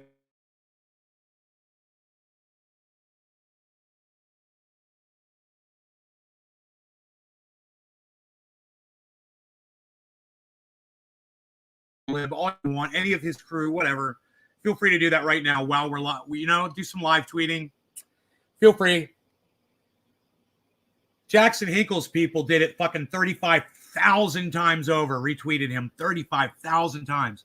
This class war. Jackson That's what we Hinkle, got to get rid of the culture, my buddy, so we can have a got real 35,000 class war. retweets. They see us uniting. Fuck. Now time to start a war with Russia to divert attention. I thought.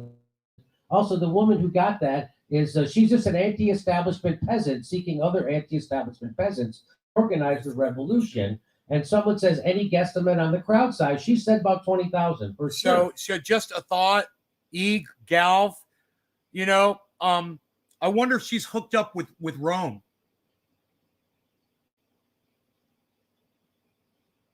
Because if she's not, she needs to be, because that's where he's at. You know, he's starting a revolution. Yeah, he wants it to be a communist revolution, but I think maybe we could talk him down from that shit. I don't know. He's willing to talk. So even united, that would still only be a fraction of the total population. That's what this guy says, right? We'll never make it. We're doomed, right? And so I had to remind him that there's a thing called the 3.5% rule. And what is the 3.5% rule? That is that, well, nonviolent protests are twice as likely to succeed as armed conflicts, and those engaging a threshold of 3.5% of the population have never to bring about change. That's all you need is 3.5% of the population in the streets. I learned a lot from watching, and you'll never fail. From watching Jimmy Dore. That's good information. I'm glad that guy said that, so I get to tell you that. The rally's permit had predicted 20,000 attendees. This is from Rolling Stone. The rally's permit had predicted 20,000 attendees, a much smaller, mostly maskless crowd. They're outside. Gathered on Sunday. Okay, Jimmy, you should still be wearing a mask when you're in a crowd, dude. Are you fucking kidding me? So this was Strawman right here. Hey, James McGill, when you go to events and concerts now, do you wear a mask, bro? James goes out. He's fucking crazy partying motherfucker.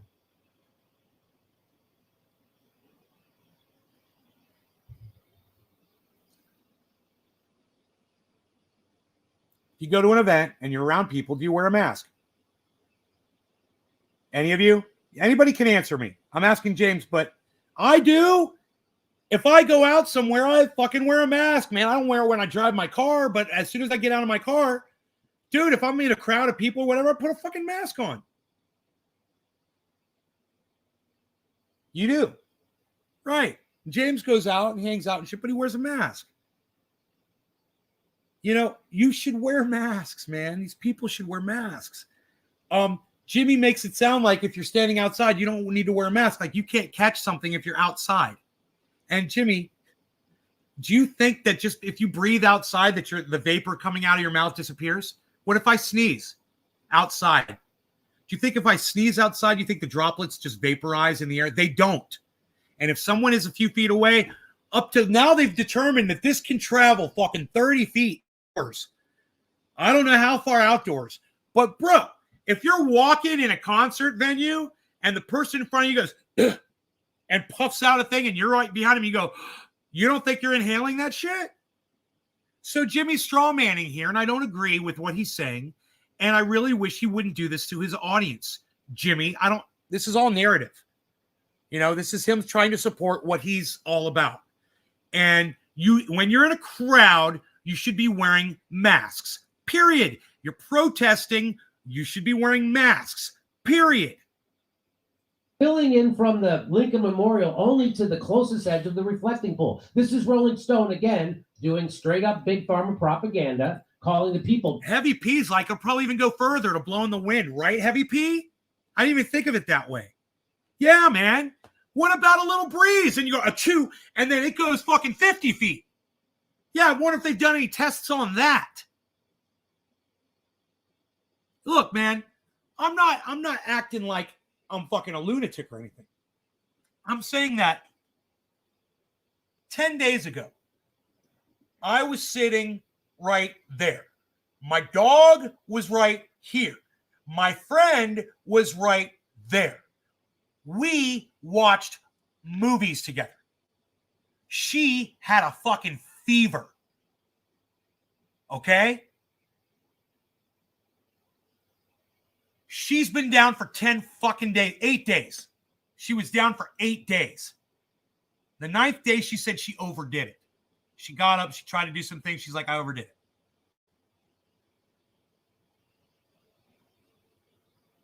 You want to go inhale one of those fucking puffs of air and see if you're the next person who can't let their dog out to poop for 8 days? Let me know. I'll make sure not to walk behind you in a crowd without a fucking mask on, man.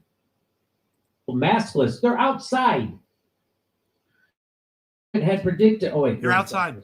Yeah, they're outside. Jimmy. Even so, they should be wearing masks. Who made the trek to Washington on a bitter January afternoon proved this point. The anti-vax movement has migrated from the fringes to the mainstream due to the many who joined its ranks since the pandemic. No, the anti-vaxxers have just blended with the rest of us in saying that we don't want fucking mandates. That's all. We're all coming together on this. Like I said, I don't care where you come from. I'll listen to you. And if we can agree on something, that's the point of listening to you. Jimmy Dore taught me that over the last 2 years of listening to him. Began, and now by drilling down on vaccine mandates, the long-standing movement is recruiting new. So it's going mainstream. They see it's going mainstream, and it scares the shit out of them that not the vaccine. If that's not what it is, it's people pushing back against authoritarianism, wrong ways to handle this pandemic, and lies from the government. I agree. Let's bring in Max Blumenthal. I agree with everything he just said. He is the editor of the investigation, The Gray Zone. Let's silence Nazis. The anti-mandate protest.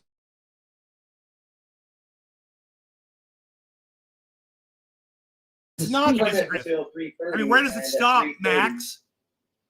The U.S. Park Service cut the power. Oh. So,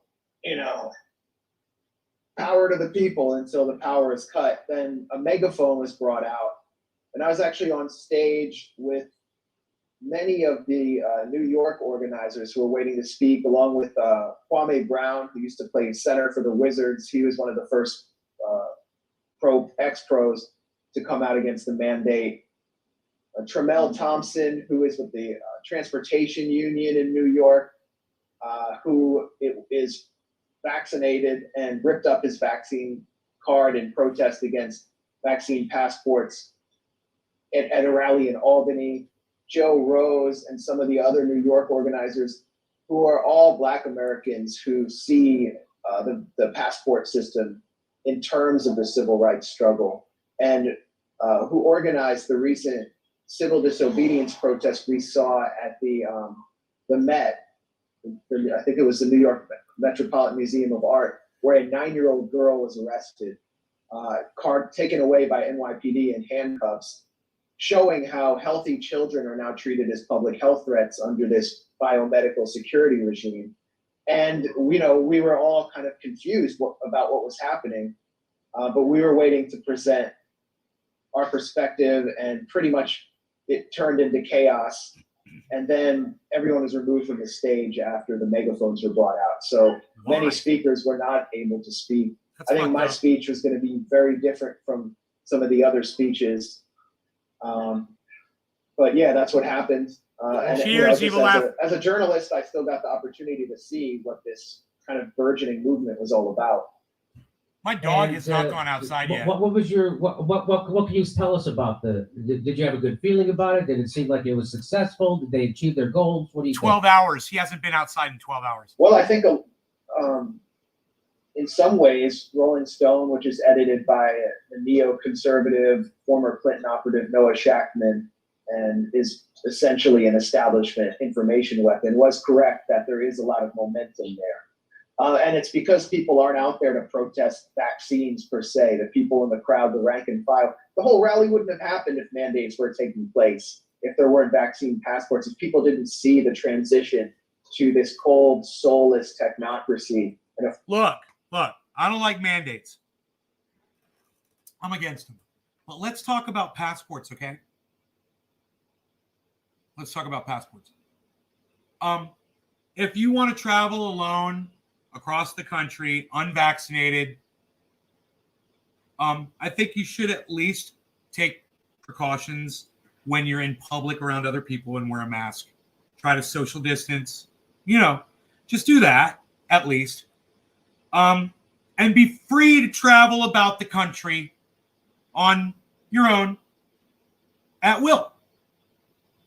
When it comes to privately owned airlines, hey man, they decide, though that's a very serious business.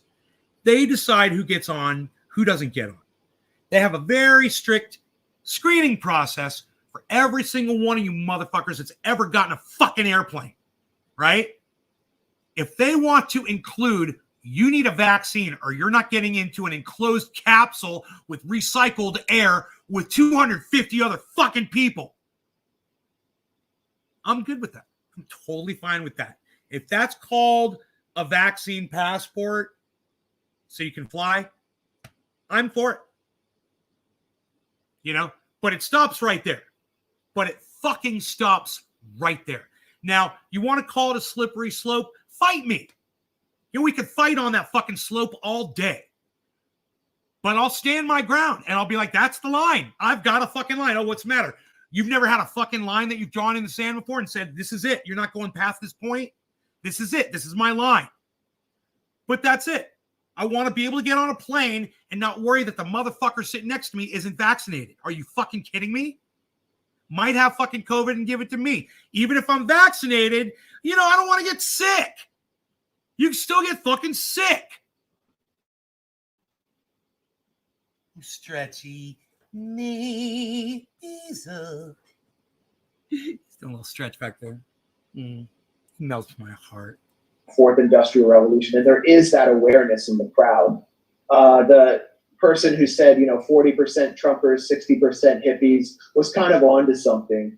The crowd was not a January 6th crowd. Yeah, there were Let's Go Brandon flags held by some people. No, it's a mix. It's a mix. I'm with them. Don't tread on me flags. I'm with them. But there was not this sense of anger or desire. No mandates. Do violence as the crowd. Passports are fine, but no mandates.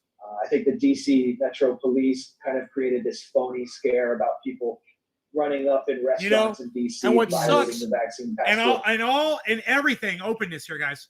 Yeah, it was the passports that led to the mandates. I agree. So my bad on that, but at the same time, I still support the fucking passports, and I think we need to go back to those. Because you're on an enclosed fucking capsule with a bunch of other people. And you might be sitting next to that motherfucker. That's the other thing. There was a very fuck that shit. Almost a festival. I don't want to sit for 6 hours next to somebody who's got COVID. Kind of, hippie types into natural vax or no vax medicine, natural health. But for the most part, there were people, just working class people, who were angry at the establishment and at the lies they've been told.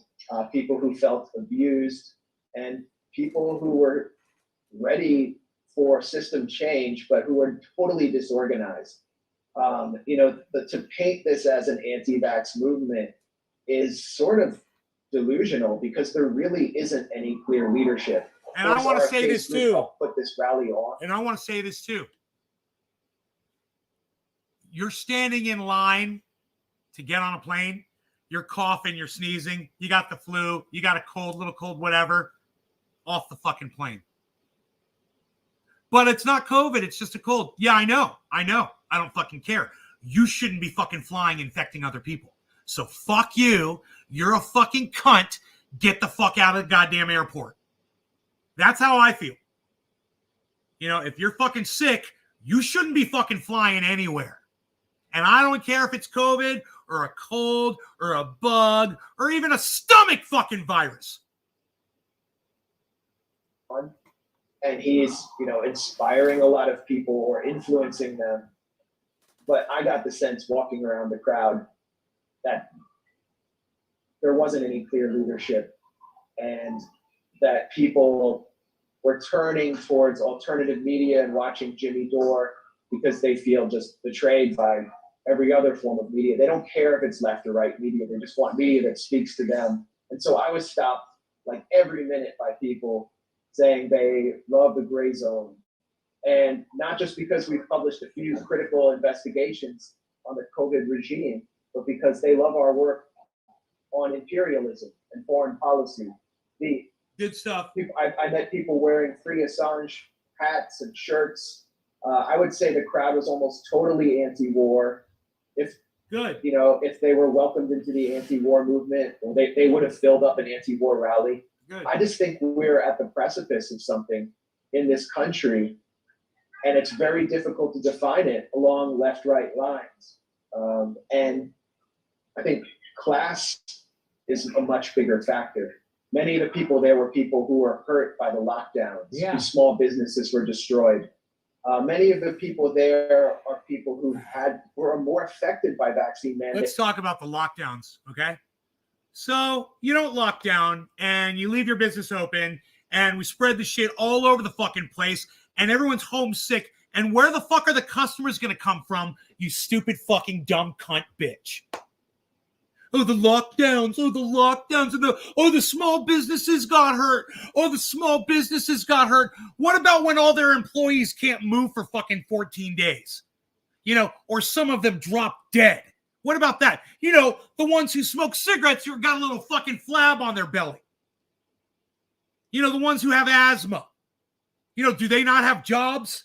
You fucking dumb cunt, Max Blumenthal. Did you guys all catch that? Did everybody catch that? Billy, sorry, the wood guy showed up, so I had to unload logs. Hear that, Russell Brand? A literal ton of wood. Yeah. Hear that, Russell Brand? I hate when people are sick and don't care. One thing I'm changing for good is I'm not sharing joints or pieces with anyone anymore. I noticed this pandemic, my overall health was just better. Yeah.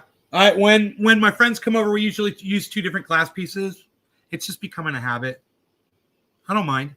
That's why I got a whole collection of glass, right? Perfect opportunity to use it. You always put on a mask before going into the store. Doctors said, please put on a mask. Right? Please put on a mask. You guys caught what Blumenthal said there about lockdowns, right? That hurt small businesses. And I say, so you don't lock down like when we really needed to. And we did. And I'm glad we did. Because what if we didn't? And then we were all acting like everything was fine, all breathing on each other, not social distancing, and going into all these small businesses and infecting each other. And then what would have happened to those fucking small businesses? Then how bad would it have been? Are you going to deny that it fucking helped at all? You motherfucker. Fucking straw man, fucking cunt bitch. Then the laptop class who work as freelancers and stay at home. And many of them who spoke on stage took the vaccine either because they had to maintain their jobs or because they thought it was the right thing to do, and they were injured. So, it's not the right thing to do, Max? Is it not the right thing to do if you catch this thing from all the fucking rodents out there like you fucking cunts like you that are fucking spreading this shit like wildfire? Because you refuse to fucking mask up, you refuse to social distance, and you keep going out to fucking events like this. That people like us, we should just not get vaxxed, and then when we catch it from your fucking rodent asses, we should fucking die from it? Fuck you, Max. You're a fucking cunt bitch. Fuck you. Look at Jimmy with his fucking fingers in his mouth. Sorry, Jimmy. There was a young adolescent girl named Maddie, I believe, who is now partially paralyzed. I tried making pipes, but they look like Jimmy's foreskin. There's a hidden professional accusation in that comment. Who got pericarditis, or his career was ended. So many people have just been personally affected. The firefighters, the whole thing was just filled with firefighters from across the country who don't want to have to take a booster shot every 5 months. Wow, such tough firefighters, real fucking team players, huh? They claim they're here to fucking save your lives, and they're not willing to get a little, oh, they're so fucking tough. Oh, look at your firefighter calendars. That pussy won't even fucking fight for your life when it really fucking counts. When it's got to put his life really on risk, and that's what they're thinking. Risk, you put me at risk. Fine, take the fucking risk, you fucking pussies. Jesus fuck. They just want to continue saving lives. And the speakers were completely diverse. Yeah, there were some right-wing speakers, for sure.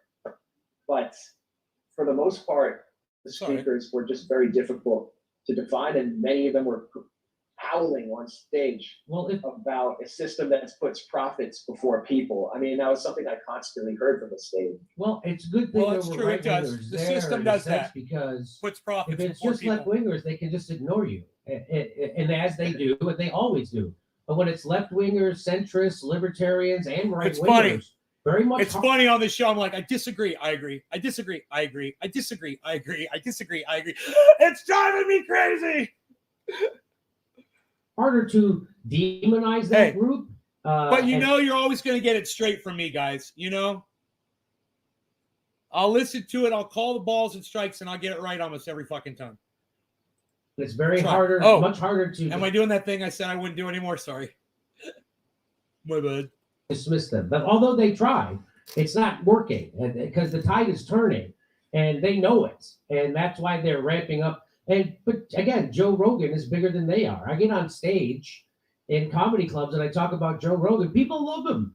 People love him, and it's not like shitlib Twitter. It's not like shitlib Facebook. It's not like CNN and MSNBC. It's not. It's totally different. The real world is much different than this corporate-controlled social media world that we're living in. The real world that we actually live in is more to our thinking and to Joe Rogan's.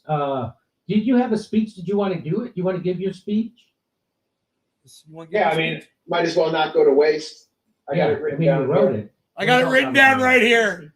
Robert Malone He spoke. I have a clip of his. I'm going to play in a sec. Okay. But there's parts of it we cannot. That's another one that I can't stand that Jimmy has on his show. Okay.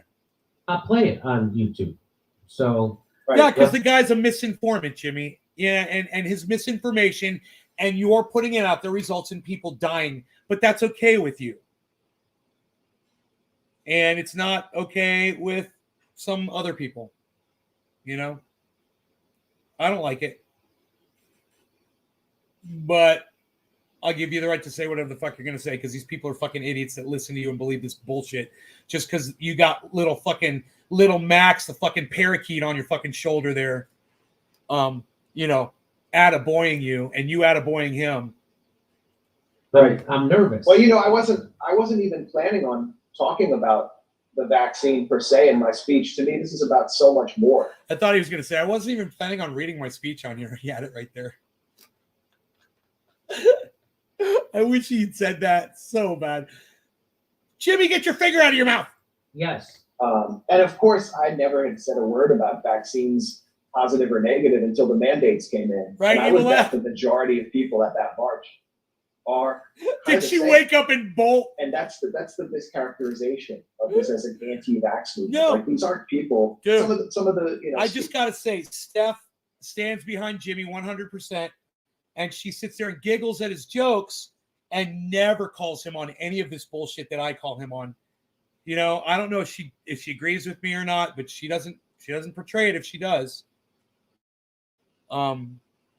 She doesn't. I mean, if she agrees with me, I wouldn't know. I mean, he says some things that are just not factually correct. Straight out fucking lies. Robert F. Kennedy Jr., 5G is here to spy on us on his fucking show. And she has no problem with any of that. So speakers, organizations have, you know, raised questions about the MMR vaccine, for example, but they wouldn't have had a crowd. Hi, Lenny. There wouldn't be these rallies in DC or around the world if it wasn't for the people weren't having this if people weren't having this imposed on them and then being reduced to a QR code and having their participation in society conditioned on their compliance with every single mandate. So that's what this is about. Wow. So go ahead. But, let me hear your speech, brother. Sure. And by the way, I'm in an airport, so if I get arrested in the middle of this rant, okay. But yeah, I come at this issue from the left. I come from the left, and it's really unfortunate that some people on the left don't want me to be here today. So I just want to make one thing clear. When people all around the world are marching against the mandates in their own societies, from the indigenous Bolivians of El Alto and La Paz, to Moroccans of Casablanca, to Iranians in Tehran, from Beirut to Berlin to Boston, it's pretty clear that this is not a left-right issue. This is not about left and right.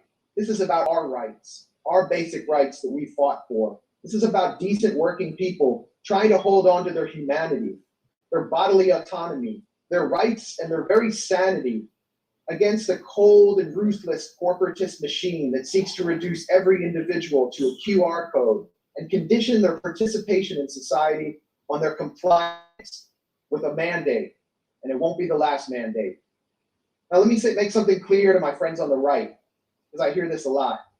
The extra constitutional biomedical regime being imposed on us is not socialism. It's not socialism. If we lived under actual Hey, Milan, call me Nay, N-A-Y. Thanks, bro.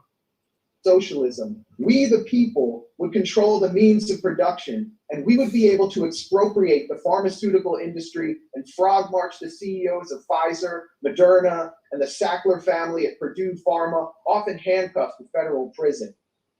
In reality, when Big Pharma and its investors control our governments, when they own the FDA, when they've turned our politicians into sales reps, so now Pfizer and Moderna make combined profits of $65,000 per minute while working class Americans suffer the sharpest increase in poverty in 50 years.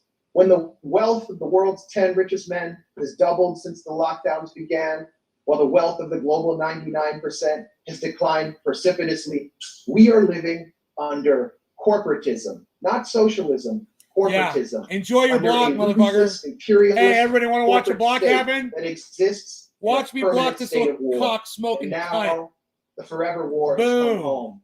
You like It that? shouldn't be surprising to those who know this corporate state that bombs and sanctions people across the globe in the name of human rights, that it would instantly lock down millions of people at home, depriving them of work and schooling, driving them into desperation and insanity, and to justify all that in the name of public health. The same corporate state that lied about weapons of mass destruction to manufacture consent for a war in Iraq had no problem lying about gain-of-function research sponsored by the Pentagon's DARPA Research Unit and the U.S. Agency for International Development. The same corporate state that's holding journalist and WikiLeaks founder Julian Assange a political prisoner because he exposed its secrets, has set about to censor and demonize and blacklist and suppress every dissenting voice that gets in the way of its draconian biomedical agenda. So a corporate state with so little legitimacy must divide its citizens to conquer them.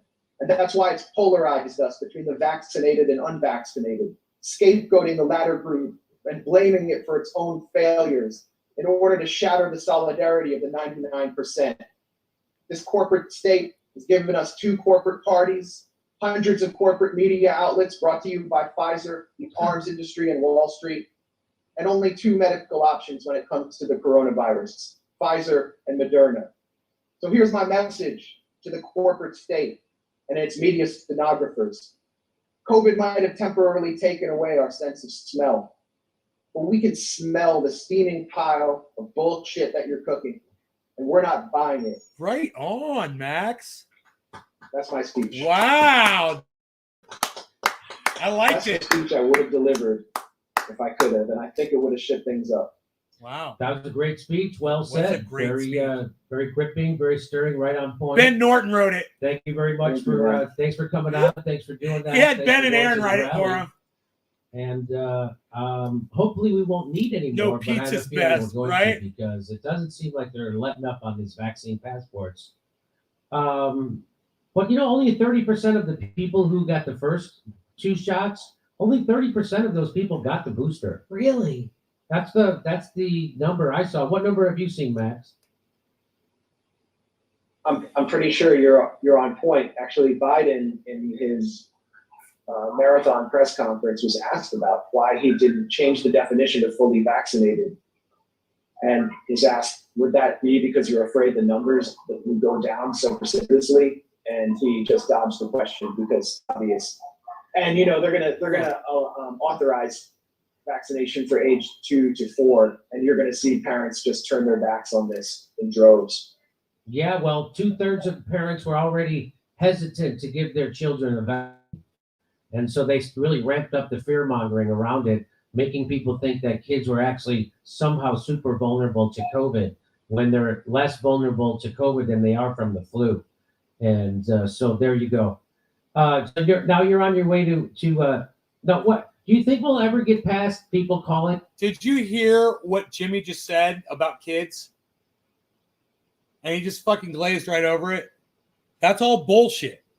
And he takes that from, anywhere he gets it from.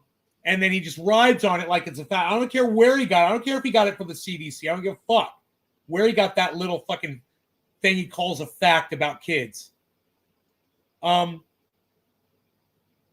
He throws it around like another piece of straw. And it's one more thing that sticks out when he talks about this. He likes to bring up kids, and he acts like they should all be in school, spreading this fucking thing around, incubating it, and morphing it into who fucking knows what. Us anti-vaxxers, in a sense, I kind of hope they don't, because then it just is going to wreck that term altogether, and that's what I'd like to see happen. Just like when they were calling Bernie Sanders a sexist, it doesn't really mean anything after that. If you call Trump, what number a did you sexist see? It's and like Bernie directly on Sanders. me. So, do you think that's happening, or what's your? You see anything happening with that? You remember when they called Jill Stein an anti-vaxxer in Yes. 2016? Yes. Yeah. I mean, it doing this for a while, and I saw some rad libs on Twitter calling me an anti-Semite for participating in the rally or just being at the rally. Fuck that. And that's another term that's been completely worn out to the point where real anti-Semites act. Wow, man. It's almost as if maybe you shouldn't be silencing Nazis, man, because you're getting about that close to being called one yourself, you fucking dumb cunt. You see how it works, Max? You should listen to Jimmy more. You don't silence Nazis, Max, because pretty soon you're being called an anti-Semite.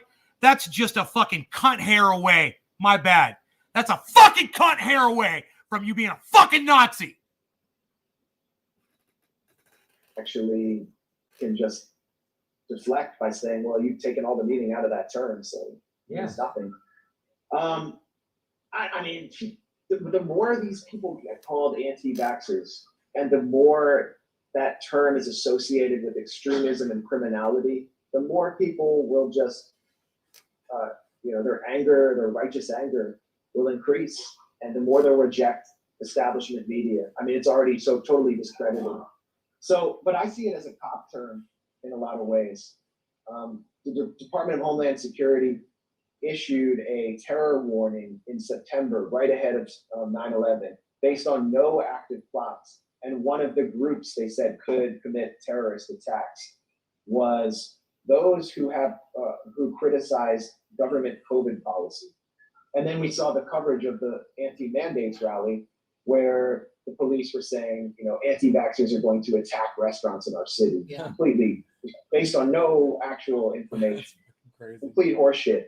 So it's becoming kind of like a term thrown around by a lot of rad libs and centrists that appeals to authority for a kind of a crackdown on a real threat to the establishment, whose grievances go well beyond the vaccine. Got you. Now you're on your way to Nicaragua? Yeah. And just vacation? Vacation. I definitely would like to get out of here for a little while, see some friends, and I do want to check in on what's happening there since their election. Things have changed a lot. It's a business trip. And Daniel Ortega was just inaugurated. He signed a major trade and development deal with China. The political opposition that staged a violent coup attempt in 2018 has basically been vanquished. The U.S. is sanctioning Nicaragua, is targeting it. And right next door in Honduras, a left of center president is being sworn in, Xiomara. So it's a really interesting time in the region. And so, it'll be interesting to check in. Okay. All right. Well, safe travels. Everybody check out Max Blumenthal's work over at the Gray Zone. And we'll talk to you soon. Thanks a lot, Jimmy. Thanks for giving me the mic, and thanks for all you do. It definitely made a difference at the rally. Okay, well, I'll take it. All right. Okay, Peace. peace, brother. I just want to show this video before we end this segment. This is from Memeology.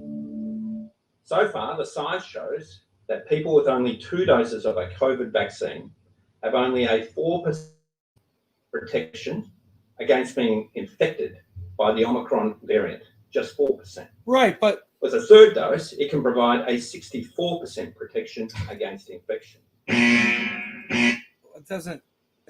Okay, but whatever the fuck that is, it's not about getting infected. It's about when you go to the goddamn emergency room if you're going to live or die. And Jimmy is going to try to straw man us here, I guess.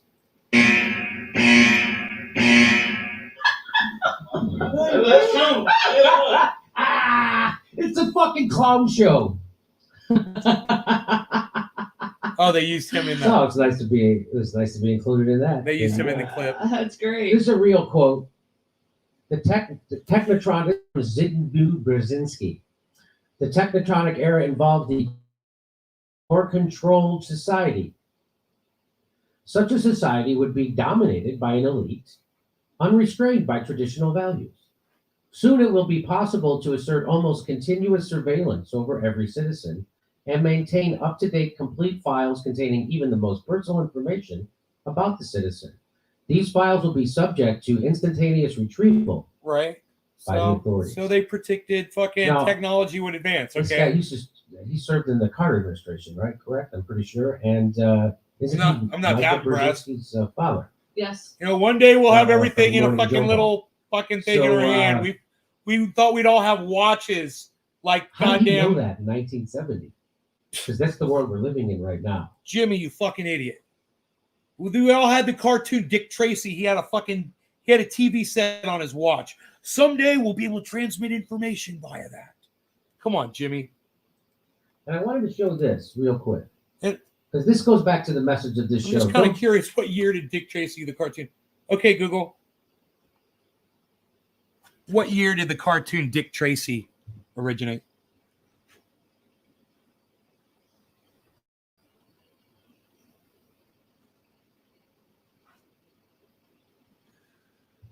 Okay, Google. What year did the Dick Tracy cartoon start?